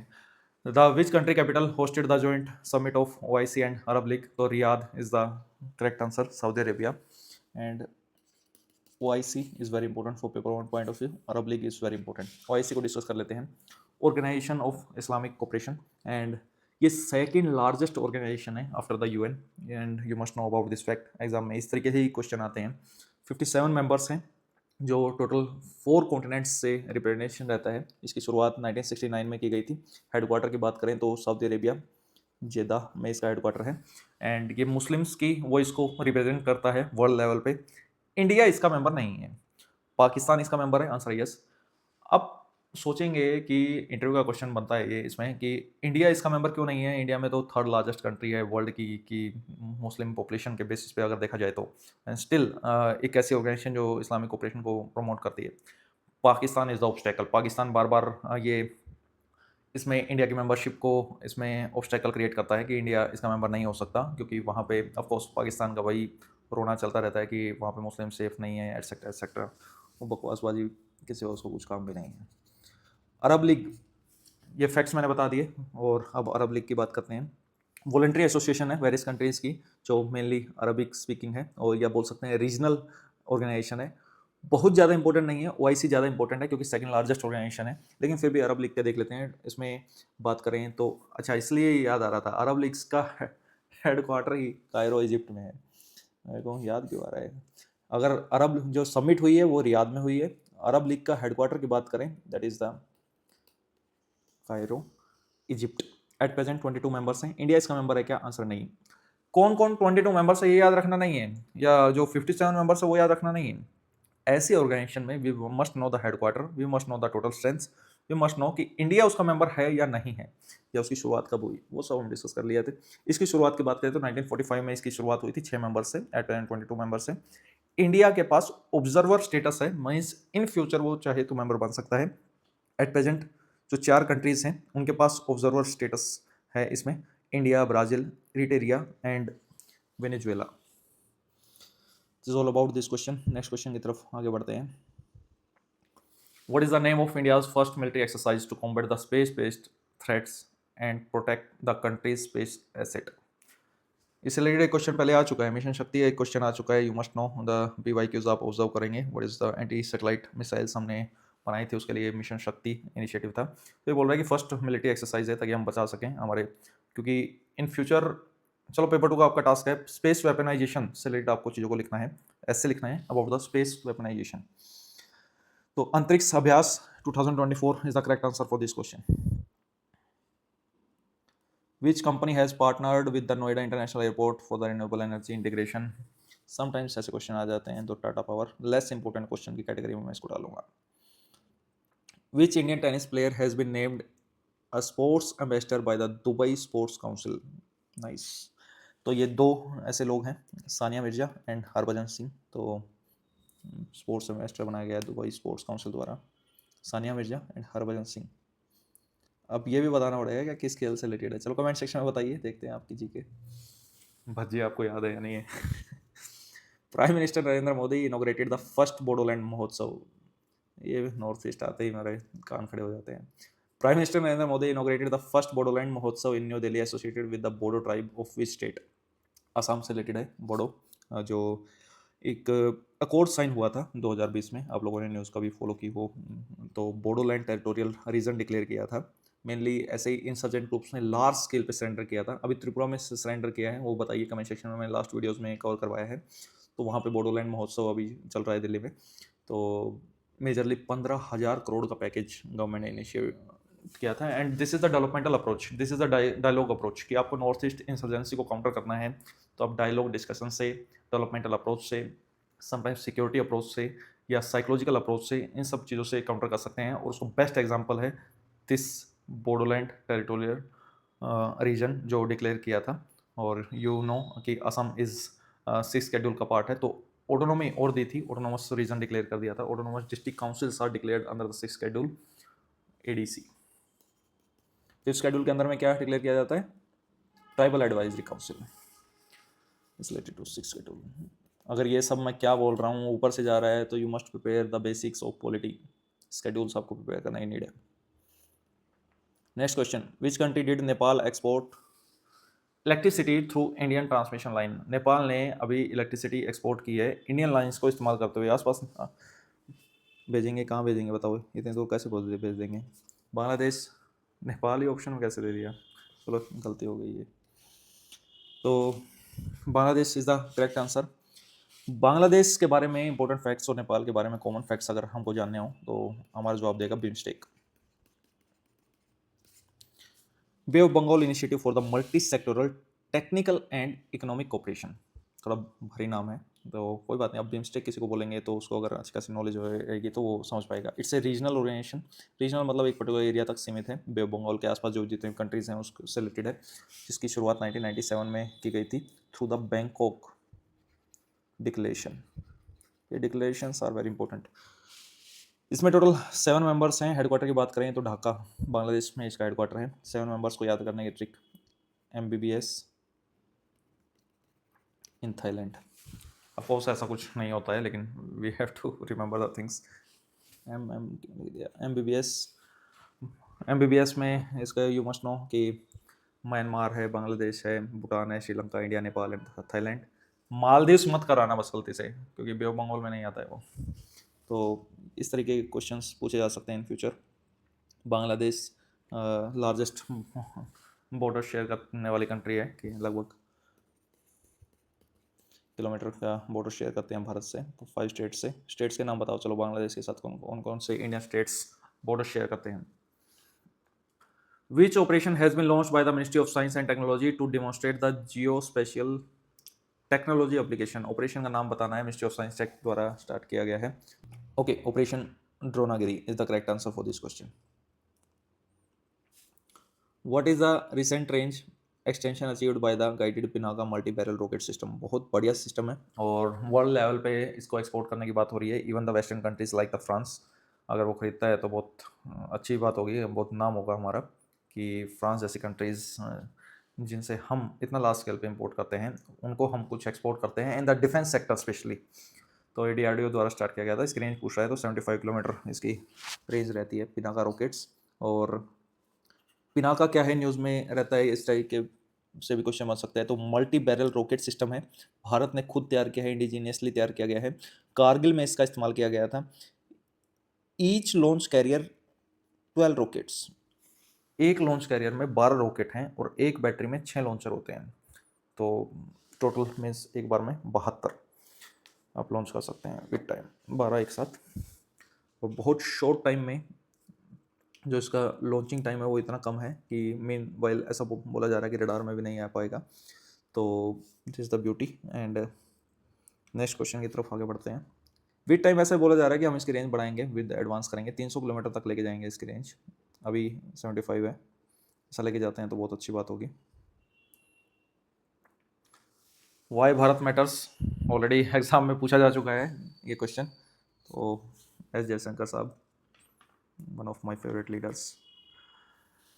Where was the 31st APEC economic leader meeting held in November 2024? तो APEC के जो लीडर्स हैं उनकी मीटिंग पूछ रहा है कहाँ पे हुई है। तो इंडिया तो पार्टी नहीं है तो दिल्ली में तो कहाँ से होगी। तो Lima is the correct answer. Lima कहाँ पे है? पेरू में। ऐसी ऑर्गेनाइजेशंस APEC की फुल फॉर्म पहले आपको बता देता हूँ। एशिया पैसिफिक इकोनॉमिक कोऑपरेशन, इसकी शुरुआत हुई थी 1989 में। टोटल 21 मेंबर्स हैं। हेडक्वार्टर की बात करें तो सिंगापुर में है। इंडिया इसका पार्ट नहीं है, USA इसका पार्ट है, ऑस्ट्रेलिया है, न्यूजीलैंड है, चाइना है, रशिया है। इंडिया एक ऑब्जर्वर स्टेट है। इंडिया क्यों पार्ट नहीं है? इंडिया पैसिफिक के, एशिया पैसिफिक की बात हो रही हो, इकोनॉमिक कोऑपरेशन में हो रही हो, उसका रीज़न रहता है कि इन ऐसे ग्रुप्स में ना फ्री ट्रेड एग्रीमेंट की बातें बहुत उठती हैं। जैसे RCEP में भी फ्री ट्रेड एग्रीमेंट की बात उठी थी तो हम बाहर आ गए उससे। इनमें हम फ्री ट्रेड एग्रीमेंट नहीं कर सकते। हमने चाइना के साथ फ्री ट्रेड एग्रीमेंट कर लिया, मान लो USA के साथ फ्री ट्रेड एग्रीमेंट कर लिया, तो हमारे जो लोकल प्रोड्यूसर्स हैं वो बहुत लार्ज स्केल पे इम्पैक्ट होंगे और इंडिया की जो इकोनॉमी है वो कोलैप्स कर जाएगी, फॉरेन प्रोडक्ट्स से इतना भर जाएगी। लोकल ऑलरेडी हमारा मैन्युफैक्चरिंग सेक्टर जो है वो वीक है और ऐसा कुछ हो गया तो फिर बिल्कुल मर जाएगा वो। और it's not a wise decision कि ऐसी कंट्रीज के साथ फ्री ट्रेड एग्रीमेंट किया जाए। Next question, which tiger reserve was notified as the 56th tiger reserve of India by union ministry of environment forest climate change on 18 November 2024? तो 56वां tiger reserve के बारे में पूछ रहा है कि कौन सा है। एट प्रेजेंट जब मैं ये वीडियो बना रहा हूँ तो टोटल भारत में 57 टाइगर रिजर्व है। ये 56 की बात बोल रहा है तो गुरु घासीदास तैमूर पिंगला टाइगर रिजर्व जो कि छत्तीसगढ़ में है। जो 57th वो बना है that is the Ratapani tiger reserve जो कि MP में है। MP में एट प्रेजेंट 8 टाइगर रिजर्व हैं। इस टाइप से क्वेश्चंस में जो फॉलोइंग में आ जाते हैं। Chhattisgarh, Ratapani tiger reserve in MP। चलो कुछ फैक्ट्स डिस्कस करते हैं अबाउट द टाइगर रिजर्व्स। तो largest tiger reserve of India Nagarjuna Sagar Srisailam, Nagarjuna Sagar Srisailam, ये कहाँ पे है? आंध्र प्रदेश में। Next, first tiger reserve the Jim Corbett national park, इसका प्रीवियस नाम हाईली नेशनल पार्क भी होता था। इसलिए गवर्नमेंट ऑफ इंडिया ने world wildlife protection act 1972 introduce किया था और उसी एक्ट को इम्प्लीमेंट करने के लिए 1973 में प्रोजेक्ट टाइगर स्टार्ट किया। ये क्वेश्चन सारे एग्जाम में आ चुके हैं, जो ये बता रहा हूँ ये भी आ चुके हैं, ये भी आ चुके हैं। तो इन फ्यूचर आ सकते हैं, मतलब कोई भी क्वेश्चन पहले आ चुका है तो इन फ्यूचर रिपीट होने की उसकी पूरी पूरी संभावना है। प्रोजेक्ट टाइगर्स भारत में मेजरली टाइगर्स के कंजर्वेशन से रिलेटेड है और ये काम दिया गया NTCA को, NTCA national tiger conservation authority. इस जो वाइल्ड लाइफ प्रोटेक्शन एक्ट है 1972 का, इसको विद टाइम अमेंड किया गया 2006 में, और एनटीसीए को एक स्टैट्यूटरी स्टेटस दिया गया। तो एट प्रेजेंट एनटीसीए एक स्टैट्यूटरी बॉडी है। Answer yes. किस मिनिस्ट्री के अंडर में आते हैं? Ministry of environment, forest and climate change. Exam में आ जाएगा कि प्राइम मिनिस्टर इसके एक्स ऑफिशियो चेयरमैन होते हैं, तो गलत हो गया। जो भी इन्वायरमेंटल मिनिस्टर होते हैं, इस मिनिस्ट्री के जो भी मिनिस्टर होते हैं, वो एज एक्स ऑफिशियो चेयरपर्सन होते हैं। हर 4 साल में टाइगर का सेंसस कंडक्ट किया जाता है, टाइगर्स की काउंटिंग होती है। तो ये भी क्वेश्चन बनता है कि टाइगर का सेंसस कितने टाइम में होता है? In every 4 years. कौन करवाता है? एनटीसी। Next question. और टाइगर जो नेशनल पार्क्स हैं उनकी लिस्ट आपको तैयार कर रही है। This is your homework. This are very very important thing कि national parks, tiger reserves, wildlife sanctuary, Ramsar sites, और जो भी इस तरीके के क्वेश्चंस रहते हैं आपको, biosphere reserves, you have to prepare this things. This factual things are very important for the geography point of view. मेरी पूरी कोशिश रहेगी कि इन चीज़ों पे मैं वीडियो बना पाऊँ, लेकिन इंसान तो एक ही हूँ। What is the name of campaign launched by the, मैं हर एक चीज़ पे वीडियो नहीं बना सकता, इसलिए मैं आपको टाइम टू टाइम ये बताता रहता हूँ कि एटलीस्ट जो स्टूडेंट पढ़ने वाला है उसको पता रहे कि मुझे क्या टॉपिक पे ज़्यादा जोर देके पढ़ना है। फिर भी मेरा जितना भी कंट्रीब्यूशन हो पाएगा, मुझसे जितना कंट्रीब्यूट हो पाएगा मैं उतना करूँगा। What is the name of campaign launched by the government of India on the occasion of world toilet day 2024? तो बोल रहा है कि कैंपेन का क्या नाम है? तो कैंपेन इज़ हमारा शौचालय हमारा सम्मान। This very important. Global alliance against hunger and poverty किस कॉन्फ्रेंस के दौरान लॉन्च किया गया? G20 के दौरान। और G20 ऑलरेडी मैं बता चुका हूँ आपको। ब्रिक्स, एशियान, G7, इनके बारे में भी आपको पता होना चाहिए। 7 कंट्रीज हैं इसमें। 20 G7 are the part of G20। Yes, this is the correct statement. G7 में बात करें तो इसका मैंने आपको ट्रिक भी बताई थी कि गर्लफ्रेंड को जो यूरोपियन कंट्रीज वाले हैं वो चाय नहीं जूस पिलाते हैं, तो juice GF। Japan, USA, Italy, Canada, England, Germany, France. And if you talk about the G20 Nations, इसके लिए भी ट्रिक बताई थी आपको। गुरुजी, सीता, अब SSC, FCI में जॉब करती है। तो अब देखेंगे क्या मतलब है इन सब बातों का।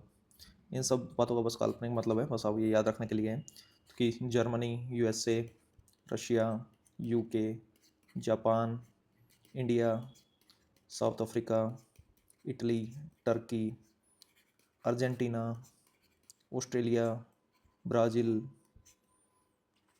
साउथ कोरिया, ये साउथ अफ्रीका है, तो ये Saudi Arabia, Canada, France, China, Indonesia, Mexico, European union और अफ्रीकन यूनियन भी इसका पार्ट है। You must know what is the G20। तो ये सब इम्पोर्टेंट है। और G7 की शुरुआत 1973 में हुई थी और G20 की 1999 में, 1999 में। IMEC एक प्रोजेक्ट न्यूज़ में था, Indian middle east Europe economic corridor. Exam में आ जाएगा किसका प्रोजेक्ट है, तो G7 का प्रोजेक्ट है। G7 के अंडर में PGII एक इनिशिएटिव स्टार्ट किया था, partnership for global infrastructure and investment. इसके अंडर में IMEC स्टार्ट किया गया है।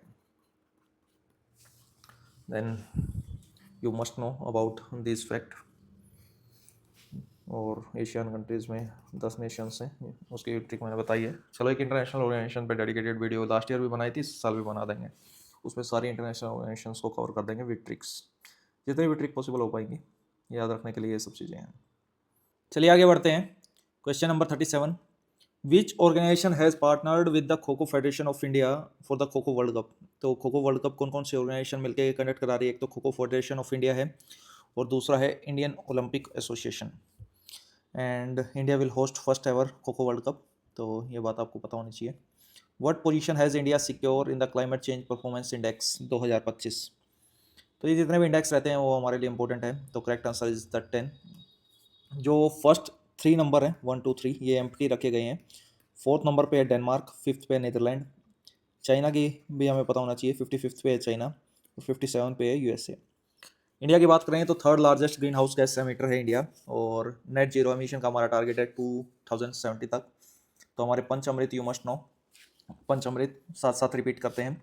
पहला जो हमारा टारगेट है नेट जीरो एमिशन का 2070 तक 500 गीगावाट का नॉन फॉसिल एनर्जी हमें प्रोड्यूस करनी है बाय 2030। और हमारी जो रिक्वायरमेंट है एनर्जी की, वो 50% एनर्जी की रिक्वायरमेंट मीट होनी चाहिए by the renewable energy. Fourth one is कि हमें कार्बन एमिशन घटाना है बाय द 1 बिलियन टन, अभी से लेके अभी मीन्स जो भी ये पंचामृत अपनाया 2021 में ग्लासगो में, और from now till 2030। And fifth one is the to reduce the carbon intensity of its economy by less than 45% by 2030। इसका बेस ईयर की बात करें तो बेस ईयर है 2005। तो दीज आर द 5 अमृत्स जो हमारे टारगेट्स हैं। यू नो पंचामृत इन्वायरमेंट के लिए इंपॉर्टेंट है। What is the name of first indigenously developed antibiotic launched in India to combat the drug resistant infection? तो इसका आंसर है नफीथ्रामाइसिन। अजिथ्रोमाइसिन का से मोस्ट इफेक्टिव है, इसी कैटेगरी से बिलोंग करती है, और 10 टाइम्स इफेक्टिव माना जा रहा है कि अजिथ्रोमाइसिन तो हम सब ने खाई होगी हमारी लाइफ में। नहीं खाई है तो अच्छी बात है, गला खराब होने पे या स्किन से रिलेटेड कुछ भी इशू होता है तो उसके रिगार्डिंग यूज़ होती है।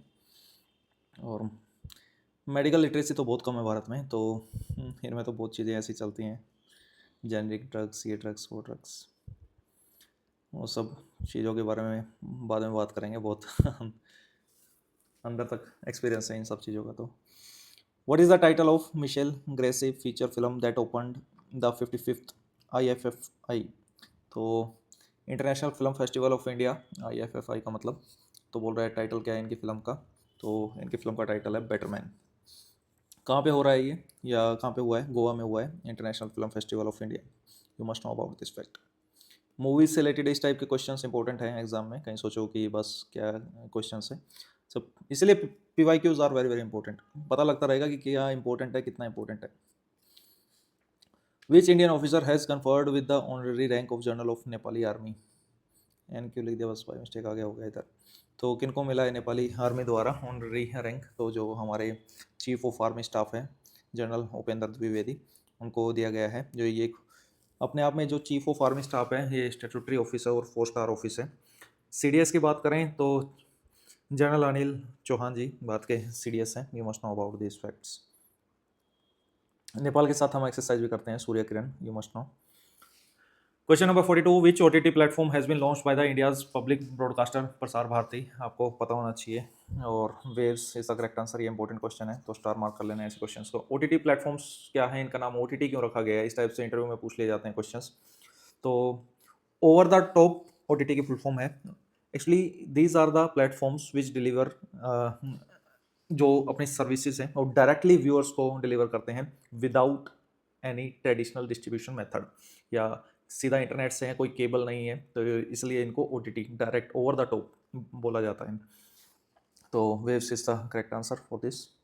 Next question, question number 43, Indian space research organisation ISRO has signed implementation agreement with which space agency for Gaganyaan mission?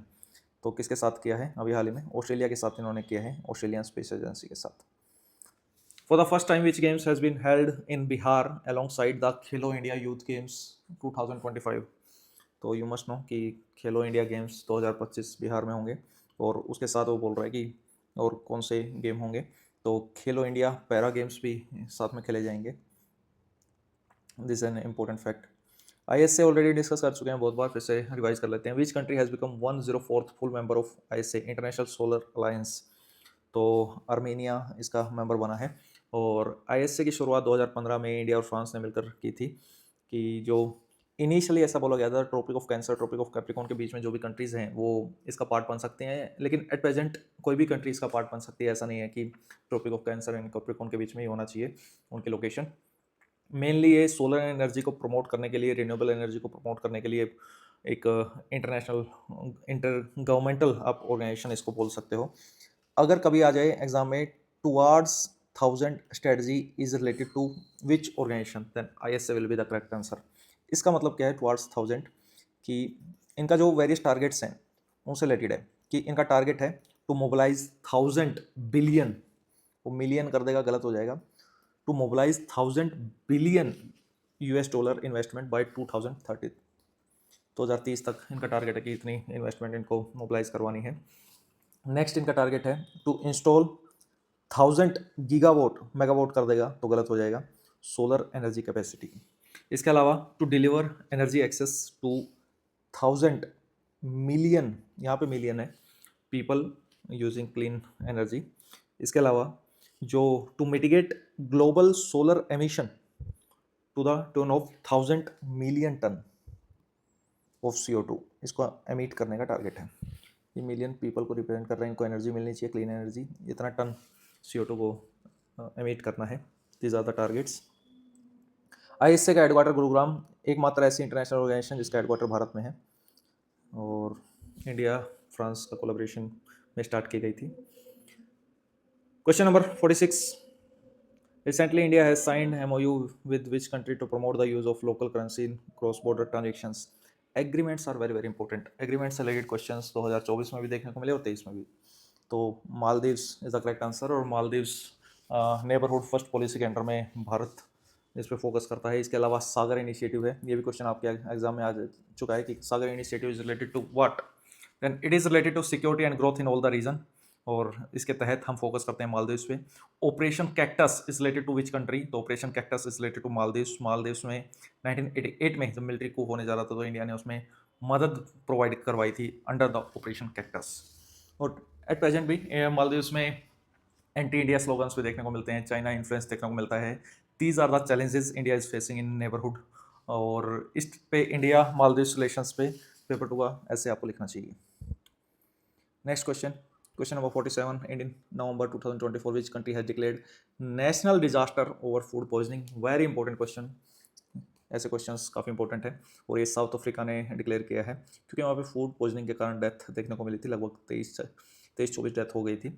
एक पेस्टिसाइड है टर्बूफोस, ये पेस्टिसाइड फूड पैकेजिंग में देखा गया था, इसके कारण वहाँ पे डेथ देखने को मिली थी, तो ये भी एग्जाम में आ सकता है।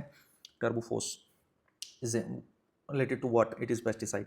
साउथ अफ्रीका इज इम्पोर्टेंट, चीता के अब पता ही होगा, चीता वहाँ से बात कर रहे थे कि भारत में लेके आएंगे, और कूनो नेशनल पार्क उसके लिए डेस्टिनेशन थी। इसके अलावा गांधी नेल्सन मंडेला रिलेशन के लिए जाना जाता है।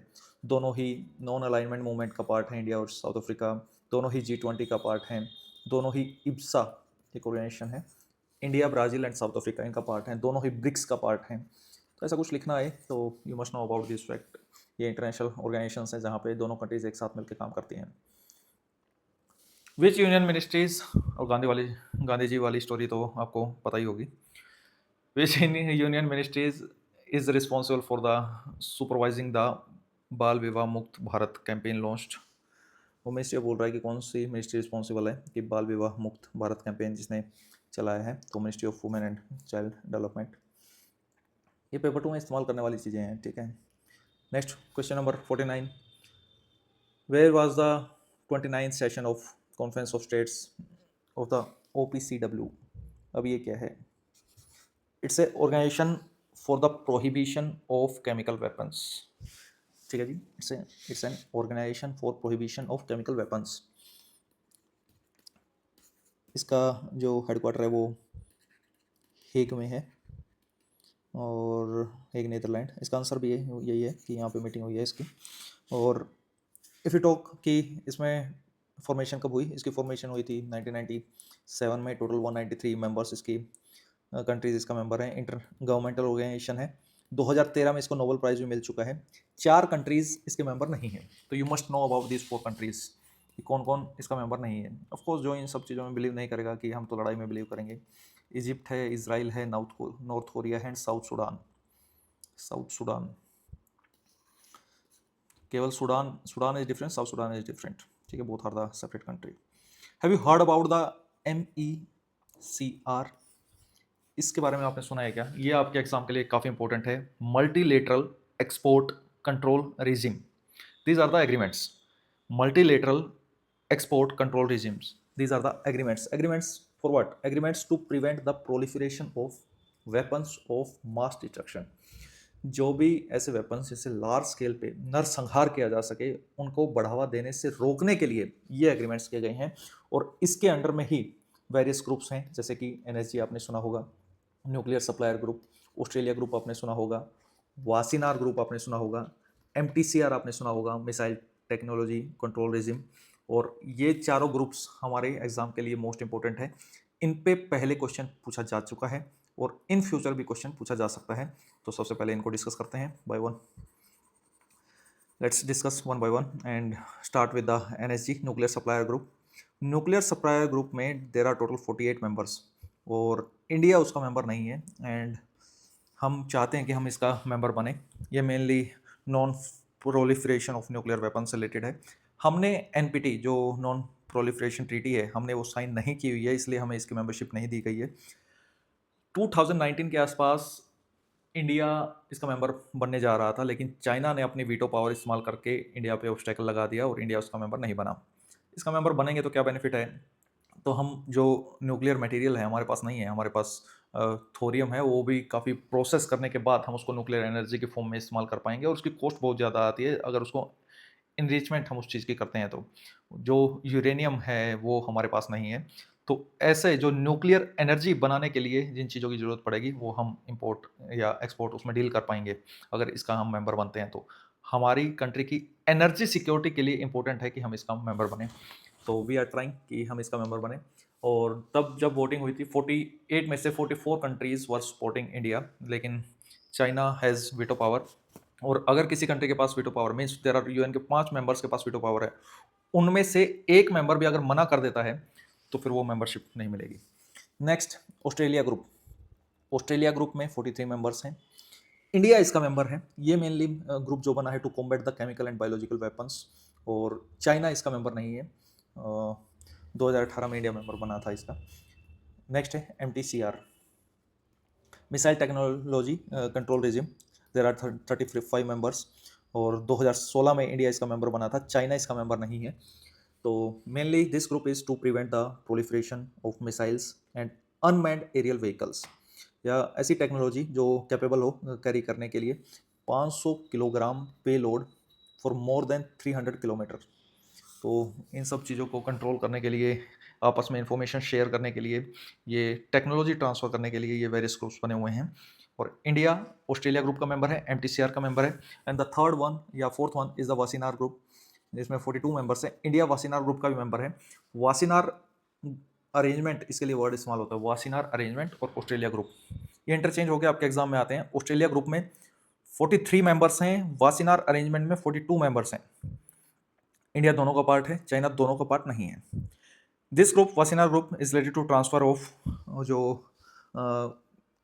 कन्वेंशनल वेपन्स हैं, जो कि ड्यूल यूज जिसका हो सकता है कि टेक्नोलॉजी के रूप में इस्तेमाल हो सकता है, वेपन के रूप में इस्तेमाल हो सकता है, इस तरीके से वो इन्फॉर्मेशन शेयर करने के लिए ये ग्रुप है।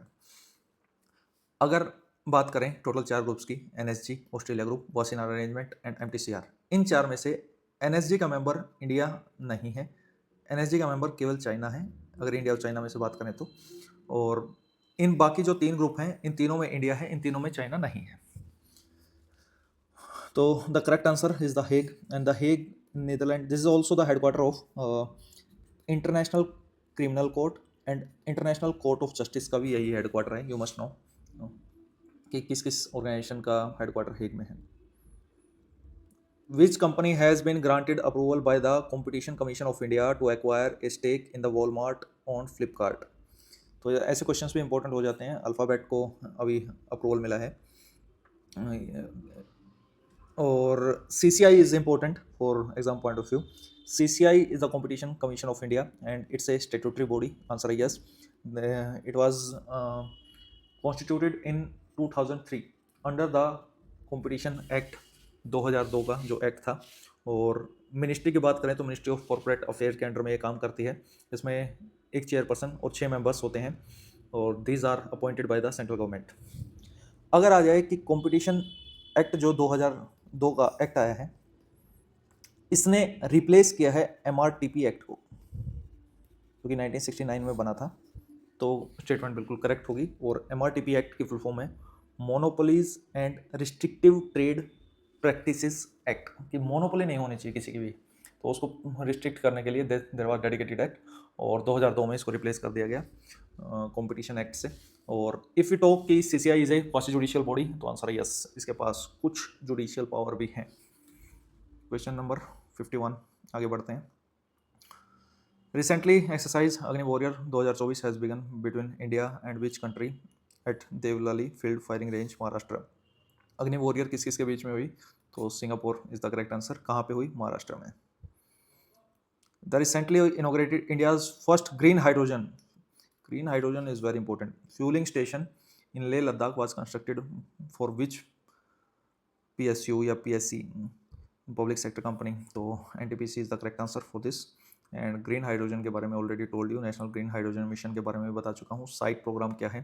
फुल फॉर्म बताइए साइट की कमेंट सेक्शन में चेक करके बताइए, नहीं पता है तो. Already told you in this lecture. Which Indian state is hosting 12th International Tourism Mart in 2024? Then the correct answer is the Assam. और असम में ये हो रहा है काजीरंगा नेशनल पार्क, और Kaziranga national park is also UNESCO world heritage site. ये Kaziranga national park is important, ये exam में आ चुका है कि कहाँ पे है, असम में है, और वन हॉर्न राइनो के लिए बहुत फेमस है. तो you must no this facts. UNESCO world heritage site है. यूनेस्को वर्ल्ड हेरिटेज साइट्स के बारे में भी आपको पता होना चाहिए. ठीक है. Next, in which north east state will 10th India international science festival 2024 be held for the first time?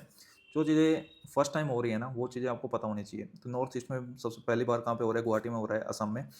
तो इसका 9th, वैसे टोटल 10th एडिशन है, ये नॉर्थ ईस्ट में फर्स्ट टाइम हो रहा है. तो 9th एडिशन कहाँ पे हुआ था? फरीदाबाद, हरियाणा. और ये 2015 में शुरुआत हुई थी इस तरीके के इंडिया इंटरनेशनल साइंस फेस्टिवल की. इसकी थीम आ जाती है जब भी कुछ भी ऐसी समिट होती है या कुछ फेस्टिवल होता है, अगर उसकी कोई पर्टिकुलर थीम है तो it is very important for our exam. तो थीम नोट कर लेंगे. Theme is transforming India into an science tech driven global manufacturing hub.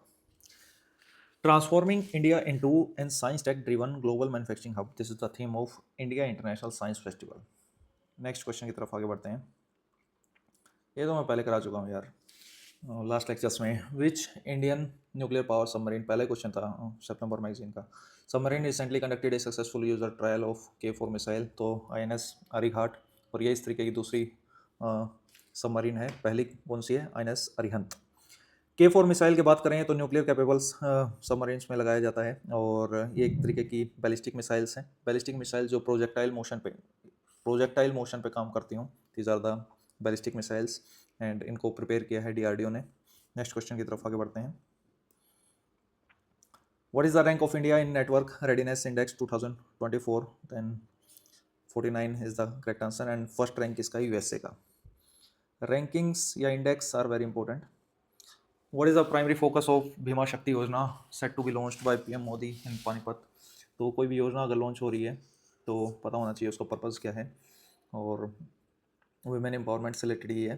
तो इसमें mainly empowering women through financial security and insurance is the correct answer. तो women से related कुछ लिखना है तो उसमें आप मेंशन कर सकते हैं.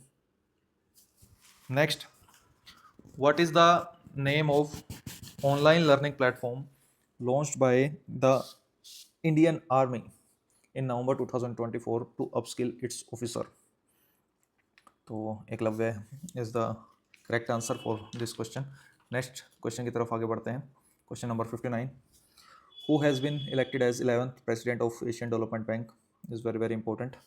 Then Masto Kanda is the correct answer. Asian development bank के बारे में मैं ऑलरेडी आप लोगों को बता चुका हूँ, और जब भी कुछ ऐसी मेजर अपॉइंटमेंट होती है इतनी बड़ी ऑर्गेनाइजेशन की, तो वो क्वेश्चंस इंपॉर्टेंट हो जाते हैं CDS, NDA, CAPF जैसे एग्जाम्स में. India has been reelected to the United Nation peace building commission for which term? तो आंसर है 2025-26 इज़ द करेक्ट आंसर. और UN पीस बिल्डिंग जो कमीशन है, इसका फाउंडिंग मेंबर हम रहे हैं. लगभग 6000 पर्सनल हम भेजते हैं UN पीस कीपिंग मिशंस में सेवरल कंट्रीज़ में, और भारत का बहुत नाम है. जितने भी UN के मिशंस रहते हैं आप देखेंगे, UN मिशंस में इंडियन आर्मी से, इंडियन आर्म फोर्सेस से, CAPF से पर्सनल जाते हैं. तो अच्छा है जो भारतीय सैनिक पूरी दुनिया में अपनी सेवा देते हैं विश्व शांति के लिए. वासुदेव कुटुंबकम का जो नारा है हम फुलफिल करते हैं. Who has been reappointed as the DG of World Trade Organization? ये क्वेश्चन जो DG of WTO ये पहले पूछा जा चुका है जब PYQ देखेंगे, और अब इनकी सेकंड टर्म के लिए दोबारा फिर से चुना गया है. And D is the correct answer for this question, और ये पहली ऐसी महिला हैं जो डीजी बनी है डब्ल्यूटीओ की, और फर्स्ट अफ्रीकन है, first women and first African to become the DG of WTO. And WTO is an international organisation जिसके बारे में we must know, paper on point of view से मोस्ट इंपॉर्टेंट है कि इंटर गवर्नमेंटल ऑर्गेनाइजेशन है जिसको establish किया था 1995 में अंडर द 1994 मरक्केश एग्रीमेंट।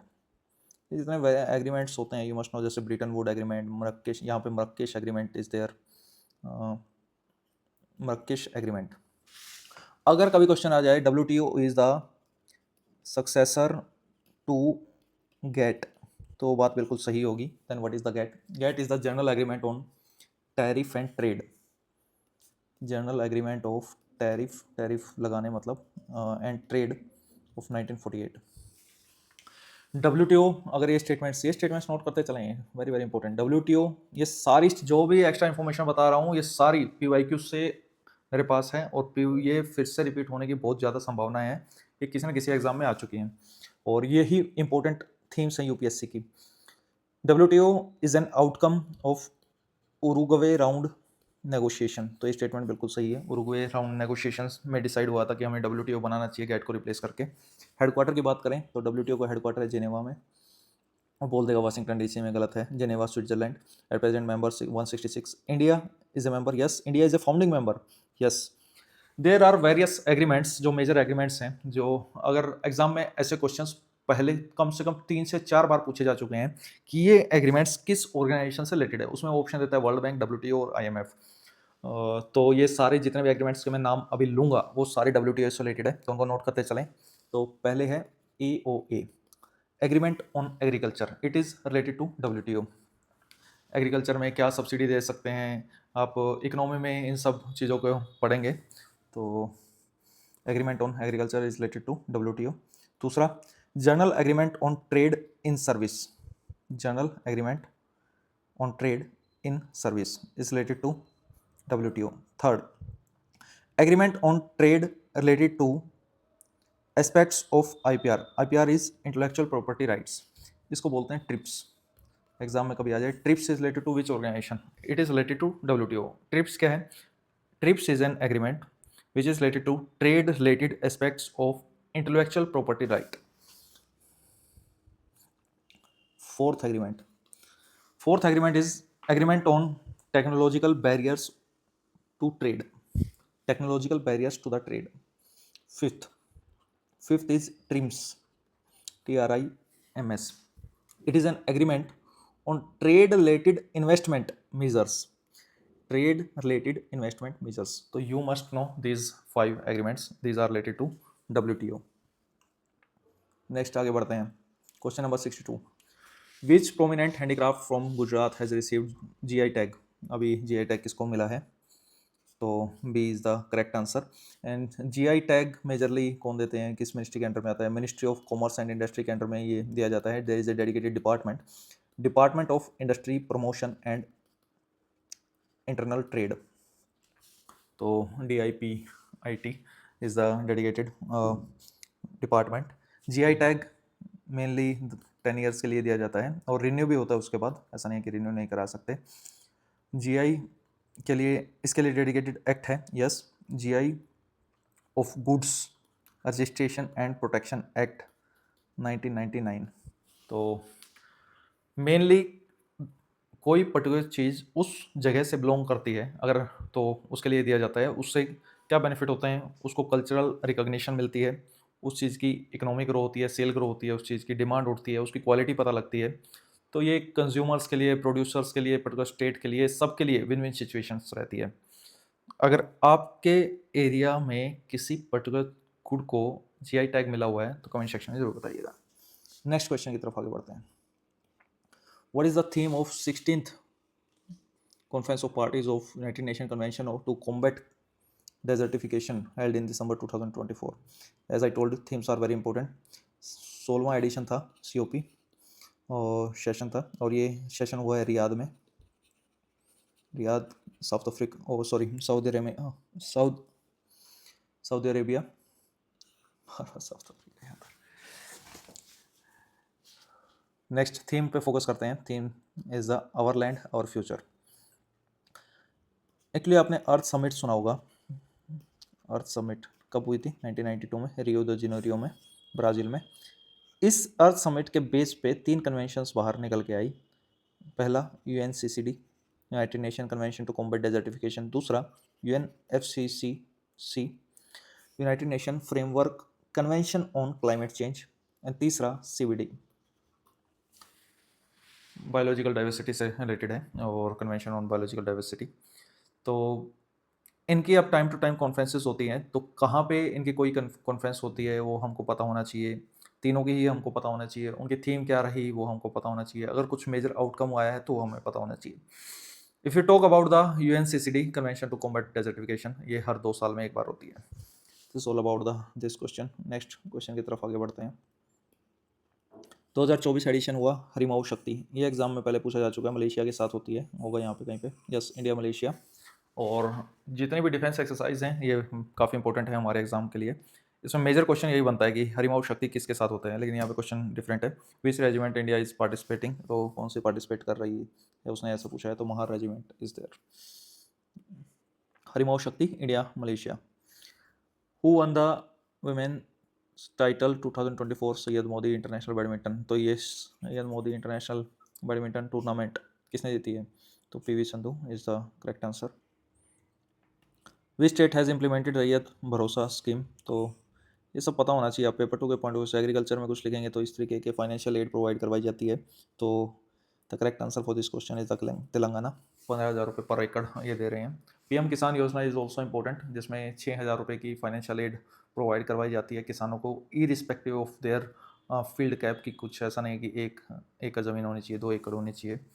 तो 3 इंस्टॉलमेंट में वो दिया जाता है। You must know the national schemes and the state schemes related to agriculture and women empowerment. Which state in India has been declared as the top destination for the heritage tourism by UNESCO? तो किसको declare किया है UNESCO ने ऐसा? Waste Bengal को। Heritage tourism, not only for tourism, heritage tourism. And UNESCO world heritage की बात करें तो वेस्ट बंगाल में यूनेस्को वर्ल्ड हेरिटेज हैं। 2023 में टैग मिला शांति निकेतन को। ये एग्ज़ाम में आ चुका है सिविल सर्विसेज में पहले। और सुंदरबन नेशनल पार्क भी यूनेस्को वर्ल्ड हेरिटेज साइट है, 1987 में उसको टैग मिला था। और सुंदरबन नेशनल पार्क की बात करें तो दीज आर वेरी इंपॉर्टेंट और these are very famous for the mangroves forest. जो 2004 की सुनामी आई थी तब उसका इम्पैक्ट तमिलनाडु के एक एरिया पे कम देखने को मिला था ड्यू टू द मैंग्रोव्स।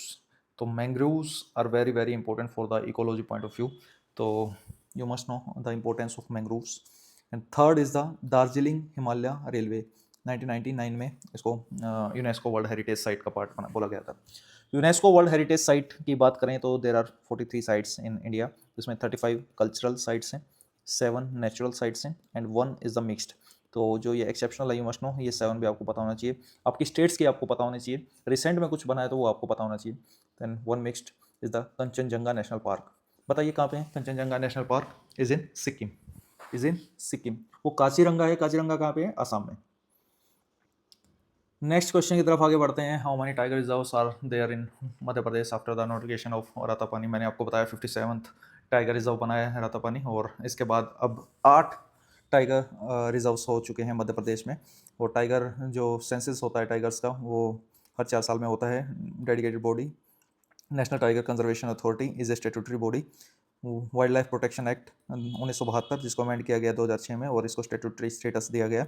इसके अलावा प्रोजेक्ट टाइगर स्टार्ट किया गया था 1973 में। तो you must no this facts. और इसके जो चेयरपर्सन हैं, जो भी मिनिस्टर हैं मिनिस्ट्री ऑफ इन्वायरमेंट और उससे रिलेटेड, और उसके जो मिनिस्टर रहेंगे वो एक्स ऑफिशियो चेयरपर्सन रहेंगे। If you talk about the Madhya Pradesh में कौन कौन से 8 टाइगर रिजर्व हैं, तो पता होना चाहिए दोस्त। Kanha tiger reserve, Satpura tiger reserve, Bandhavgarh tiger reserve, Pench tiger reserve, Sanjay Dubri, Panna, Veerangana Durgavati and Ratapani. These are the 8 tiger reserves in Madhya Pradesh. अगर आप मध्य प्रदेश से हैं तो अटेंडेंस लगाएं, आपके टाइगर रिजर्व्स के नाम मैंने बता दिए। नेक्स्ट क्वेश्चन की तरफ आगे बढ़ते हैं। Which word has been declared by the Oxford University Press as the Oxford word of the year? तो brain rot is the correct answer. AFCAT जैसे एग्जाम में ऐसे क्वेश्चन आते हैं मेनली, अभी तक सीएपीएफ में नहीं देखने को मिला है, लेकिन पूछने को पूछ सकते हैं। Which transportation company has launched Asia's first water transport service Shikara in Dal lake in Jammu Kashmir. तो वाटर ट्रांसपोर्ट सर्विस है, बोल रहा है कि किसने स्टार्ट की है, तो ऊबर ने स्टार्ट की है। यहाँ पे ये इंपॉर्टेंट, सबसे इंपॉर्टेंट है lake, Dal lake. Dal lake is surrounded by the Pir Panjal mountains, this is very important fact. Pir Panjal mountains से सराउंडेड है एंड इसको jewel in the crown of Kashmir भी बोला जाता है। एंड ये सेकंड लार्जेस्ट लेक है जम्मू कश्मीर की, not India, I am talking about the Jammu Kashmir. It is the second largest lake in the Jammu Kashmir. Then what is the name of largest lake? Wular. Wular lake भी जम्मू कश्मीर में है and it is the largest fresh water lake in India. India की बात कर रहा हूँ, largest lake नहीं, largest fresh water lake in India and second largest fresh water lake in Asia. तो फर्स्ट नंबर पे कौन सी है एशिया में? First is the Baikal. ये कहाँ पे? रशिया में। It is largest by volume and deepest lake in the world. Baikal lake deepest lake in the world भी है।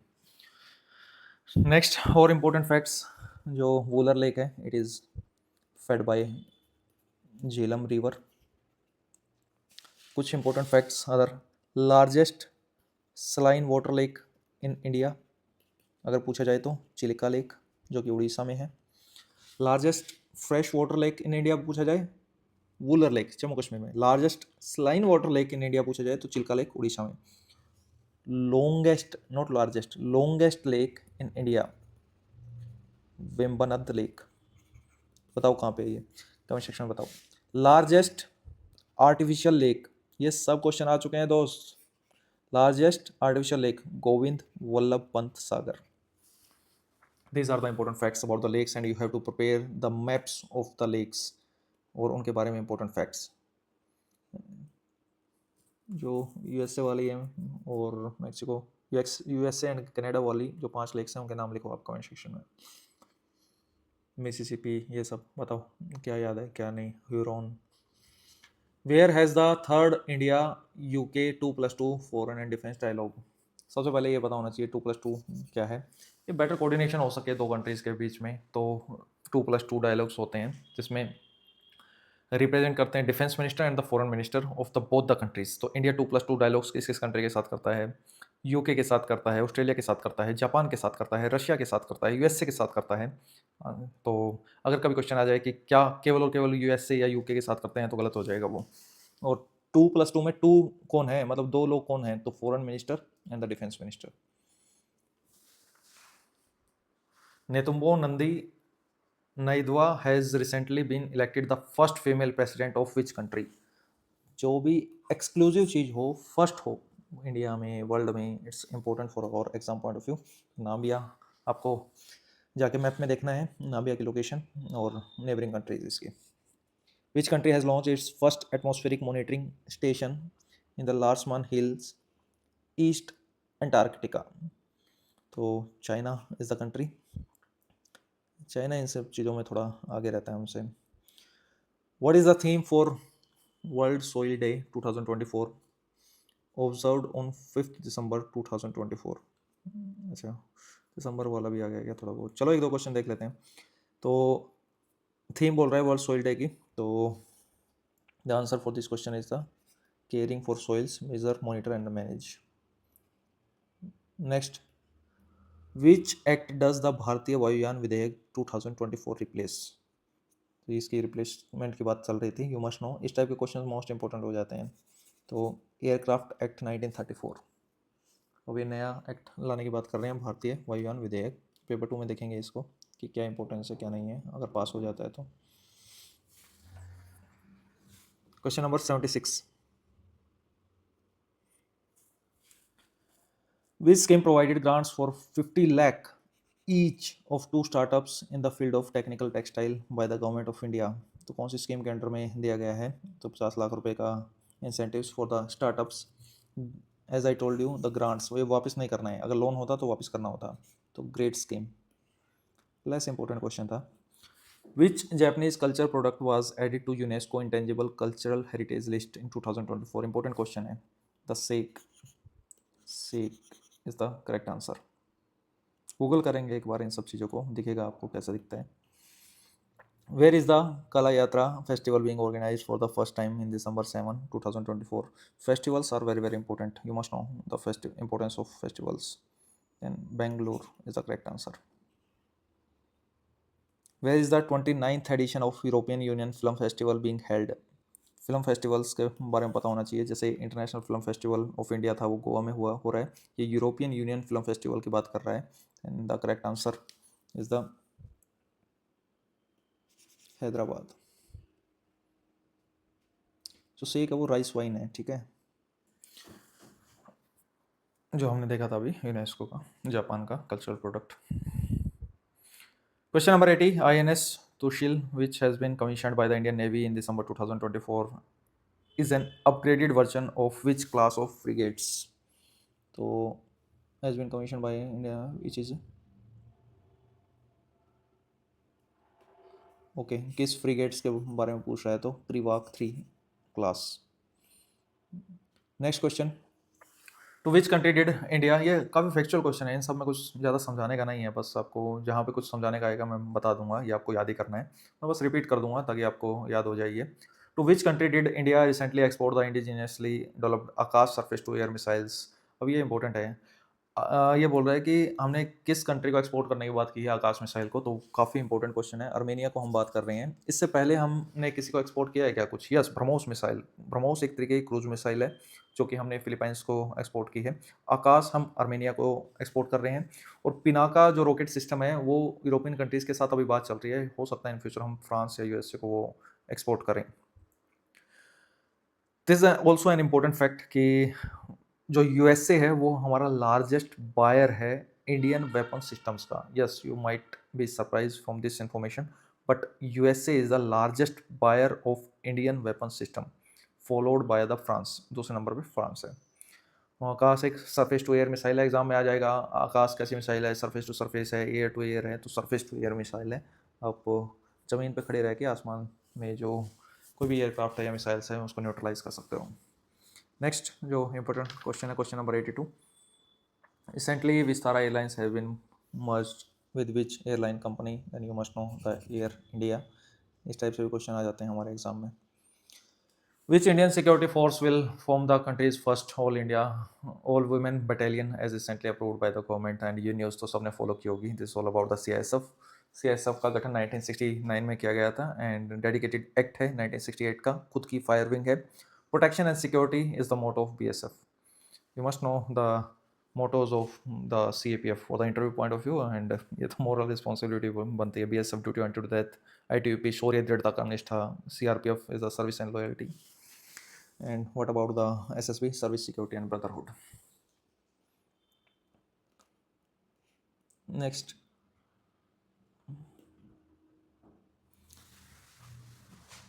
अच्छा मैं कई बार शॉर्ट्स बनाता हूँ ना रिगार्डिंग द CAPF, तो बहुत सारे लोग कमेंट करते हैं, बहुत ज़्यादा समझदार होते हैं वो कि आपने असम राइफल्स नहीं लिया। अरे डायरेक्ट रिक्रूटमेंट होती ही नहीं है तो मैं कैसे उसमें मेंशन कर दूँ उसको, असम राइफल्स को।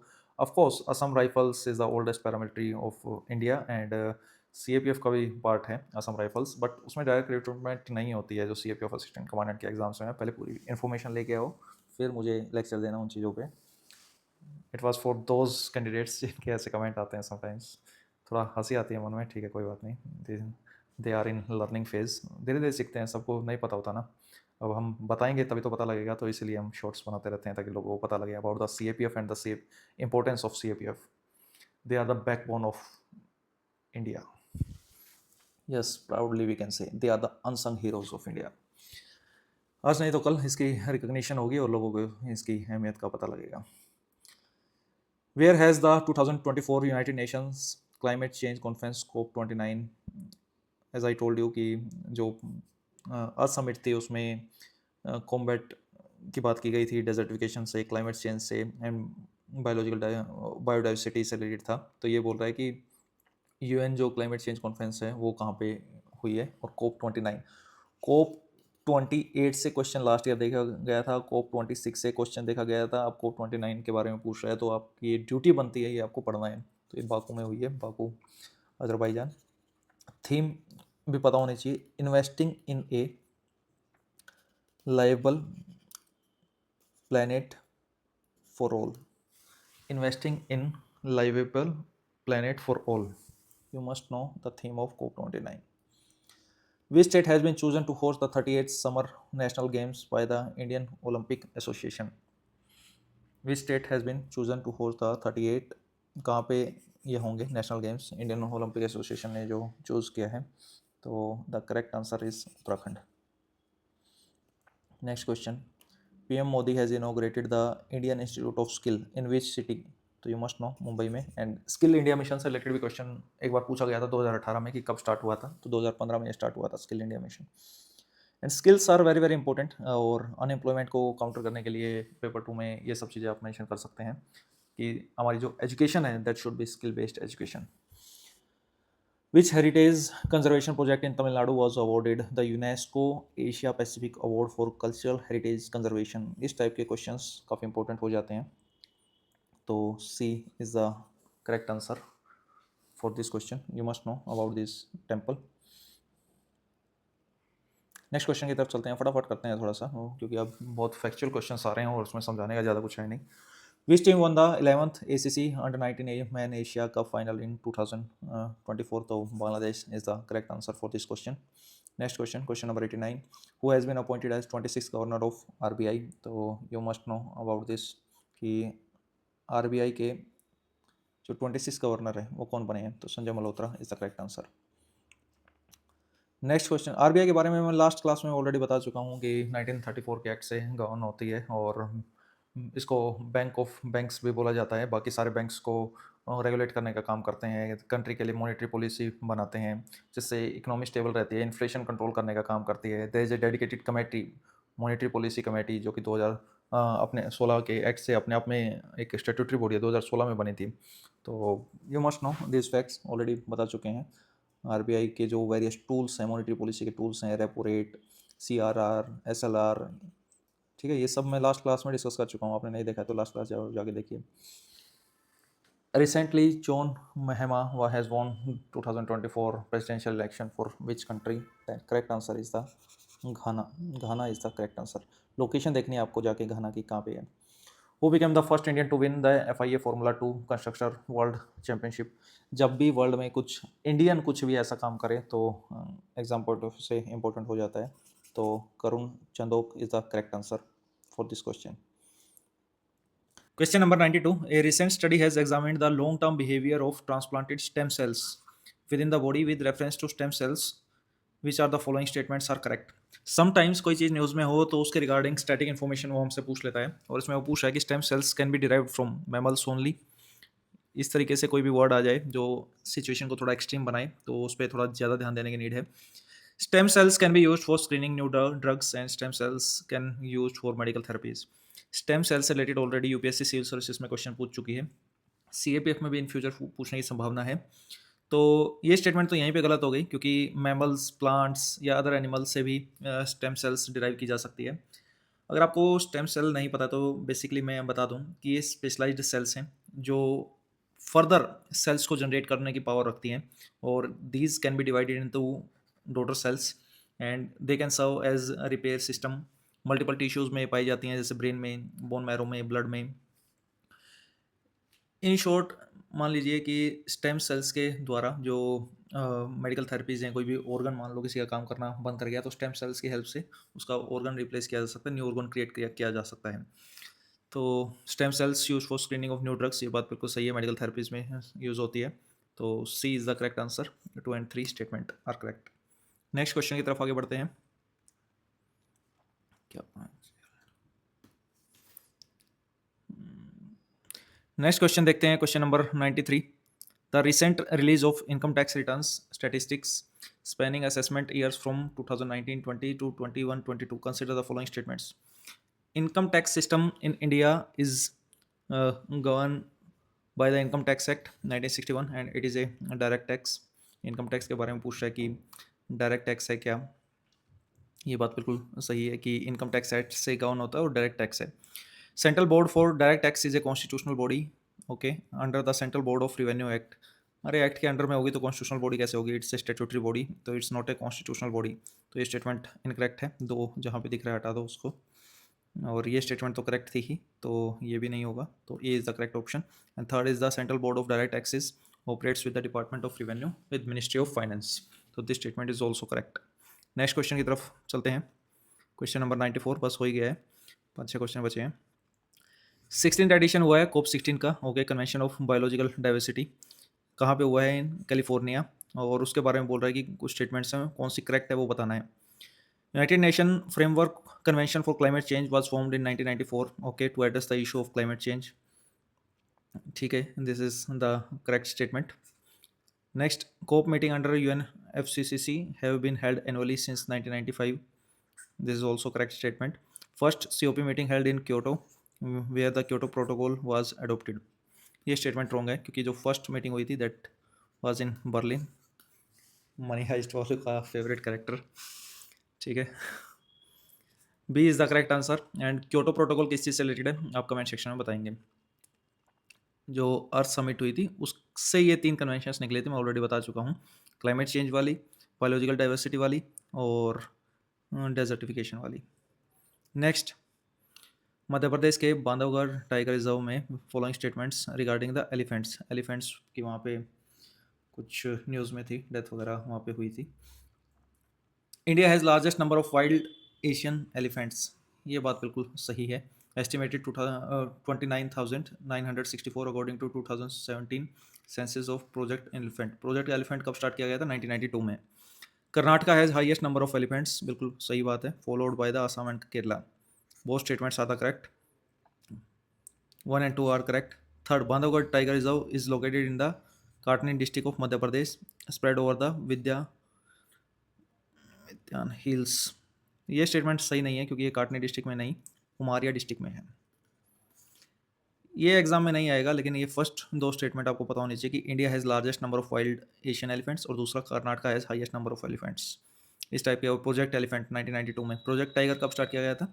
1973 में। नाफेड से related, deploy mobile van in state mobilize onion price.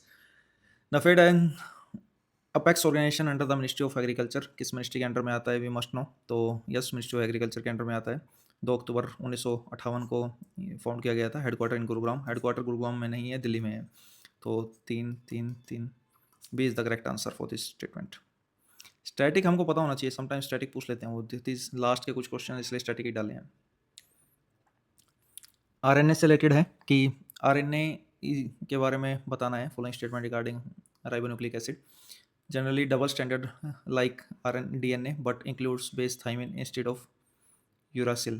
उल्टा हो गया, DNA में थाइमिन होता है और यूरासिल RNA में होता है। ये अभी बताऊंगा ये क्या है क्या नहीं है, तो ये स्टेटमेंट रॉन्ग हो गई। सी इज़ द करेक्ट आंसर 97 का, क्योंकि mRNA is responsible for carrying genetic information from DNA to ribosome for protein synthesis and tRNA transfer amino acid to ribosomes during protein synthesis. ये स्टेटमेंट्स बिल्कुल correct है और ये question पहले civil services में आ चुका है, तो पता होना चाहिए आपको भी। चलो इसके बारे में बता देता हूँ। RNA और DNA हमारे न्यूक्लियस में पाए जाते हैं and these are the nucleic acids, नाम से पता चलता है। DNA means deoxy ribo nucleic acid और RNA राइबो न्यूक्लिक एसिड। पहले DNA की बात कर देते हैं कि ये हेरिडिटरी ब्लूप्रिंट है कि पेरेंट्स, बच्चे का जो नक्शा है, नया नक्शा है या ट्रेट्स हैं उसके कैसे होंगे, तो पेरेंट्स पे होंगे, वो कैसे पता चलता है? DNA वो इन्फॉर्मेशन, जेनेटिक इन्फॉर्मेशन कैरी करता है उसके बेसिस पे। और DNA एक डबल हेलिक्स स्ट्रक्चर होता है। DNA के अंदर न्यूक्लियोटाइड्स होते हैं और ईच न्यूक्लियोटाइड कंपोज करता है शुगर को, फॉस्फेट ग्रुप को और नाइट्रोजिनस बेस को। अब 4 नाइट्रोजिनस बेस होते हैं, एडेनिन, थाइमिन, गवानिन एंड साइटोसिन। ये आपस में बॉन्ड बनाते हैं, ये आपस में बॉन्ड बनाते हैं। फिर से रिपीट कर देता हूँ। Deoxy ribo nucleic acid, nucleic acid के अंदर न्यूक्लियोटाइड, न्यूक्लियोटाइड के अंदर नाइट्रोजिनस बेस और 4 नॉन नाइट्रोजिनस बेस हैं, adenine, thymine, guanine, cytosine. If you talk about the RNA के 2 काम हैं, जीन एक्सप्रेशन में हेल्प करता है, प्रोटीन सिंथेसिस में हेल्प करता है, एक तरीके का न्यूक्लिक एसिड ही है। और इसके जो ये सिंगल स्टैंडर्ड रहता है, नॉट डबल हेलिक्स स्ट्रक्चर रहता है इसका, और इसमें जो 4 नाइट्रोजिनस बेस होते हैं that is adenine, uracil, guanine and cytosine. Thymine इसके अंदर में नहीं होता है, इसके अंदर यूरासिल होता है। तो ये आपस में बॉन्ड बनाते हैं, ये आपस में बॉन्ड बनाते हैं। ये पढ़ेंगे आप जब बायोटेक पढ़ते हैं तो उसमें ये थोड़ा पार्ट रहता है। Next, consider the following statements regarding the प्रधानमंत्री मत्स्य संपदा योजना। स्कीम के बारे में बताना है कि scheme by the department of fisheries aim to promoting sustainable development growth in India fisheries sector known as the blue revolution. Highly generic statement, correct statement है। Scheme is focused on the providing direct financial support to the fishers only in coastal states for the 5 years. Not only in coastal states but in all states and the union territories for the 5 years. तो ये statement incorrect हो गई। Correct वो पूछ रहा है, सबसे पहले ये जरूर चेक करना है आपको करेक्ट पूछ रहा है या इनकरेक्ट पूछ रहा है। Aims to address the gap in fish production infrastructure quality standard socio economic welfare होता है। This is the correct statement. A is the correct answer for this question. Question number 99, justice Khanna become the first CGI without prior high court chief justice role. तो उसके बारे में CGI के बारे में कुछ फैक्ट्स बताने कि आर्टिकल 124 में बताया गया है for the procedure removal of the जजेस of supreme court. Yes, special majority of parliament से उसका रिमूवल रहेगा और पार्लियामेंट ने इसके लिए एक डेडिकेटेड एक्ट भी बनाया हुआ है, जजेस इंक्वायरी एक्ट 1968। तो उसमें एक प्रॉपर प्रोसीजर बताया गया है, पॉलिटी में वो सब पढ़ते हैं। Chief justice of India is the second highest ranking officer of Indian judiciary after president. ऐसा नहीं है, हाईएस्ट है। अगर जुडिशरी की बात करें तो जुडिशरी में सबसे ऊपर सीजीआई आते हैं, ना कि प्रेसिडेंट। अगर फर्स्ट सिटीजन ऑफ इंडिया बोलेंगे तो फिर प्रेसिडेंट होगा, तो ये स्टेटमेंट रॉन्ग है। CGI chief justice is the de facto chancellor of national law school of India university. ये बात बिल्कुल सही है, नोट कर लेने वाली बात है। आपने अगर पॉलिटी में नहीं पढ़ी है तो ऑटोमेटिकली वो चांसलर बन जाते हैं national law school of India university के। तो first and 3 is the correct statement. Last question खुशी हो रही होगी जो यहाँ तक पहुँचा होगा, including me. Union government has informed Kerala that Wayanad landslides occurred in July 2024 cannot be declared as national disaster. National disaster के बारे में बताना है कि नेशनल डिजास्टर मैनेजमेंट अथॉरिटी है, उसको स्टैब्लिश किया गया था डिजास्टर मैनेजमेंट एक्ट 2005 के द्वारा, बिल्कुल सही है। और इट्स ए स्टैट्यूटरी बॉडी, तो ये एक स्टैट्यूटरी बॉडी है क्योंकि पर्टिकुलर एक्ट से बनी है। It contains 9 members including vice chairman. Okay, and third, union home minister act as a chairperson of NDMA. गलत है, होम मिनिस्टर नहीं, प्राइम मिनिस्टर रहते हैं जो, वो एक्स ऑफिशियो चेयरपर्सन रहते हैं एनडीएमए के। Then you must know about this important fact. तो first and 3 is the correct statement, sorry first and 2 is the correct statement. ये इनकरेक्ट स्टेटमेंट है क्योंकि होम मिनिस्टर नहीं, prime minister is the correct answer. And this is all about today session. और ये यहाँ पे by mistake अक्टूबर आ गया, इस नवंबर स्लाइड करते हुए करेगा होगा। This all about the November current affairs. और फिर भी आपको कोई भी डाउट हो, ये इनिशिएटिव आपको कैसा लग रहा है, जल्दी 10 दिसंबर की वीडियो में मिलते हैं। वीडियो कंप्लीट की है तो दोस्त अटेंडेंस लगाना, देखते हैं किन किन स्टूडेंट्स ने वीडियो कंप्लीट किया। मिलते हैं नेक्स्ट वीडियो में। जय हिंद।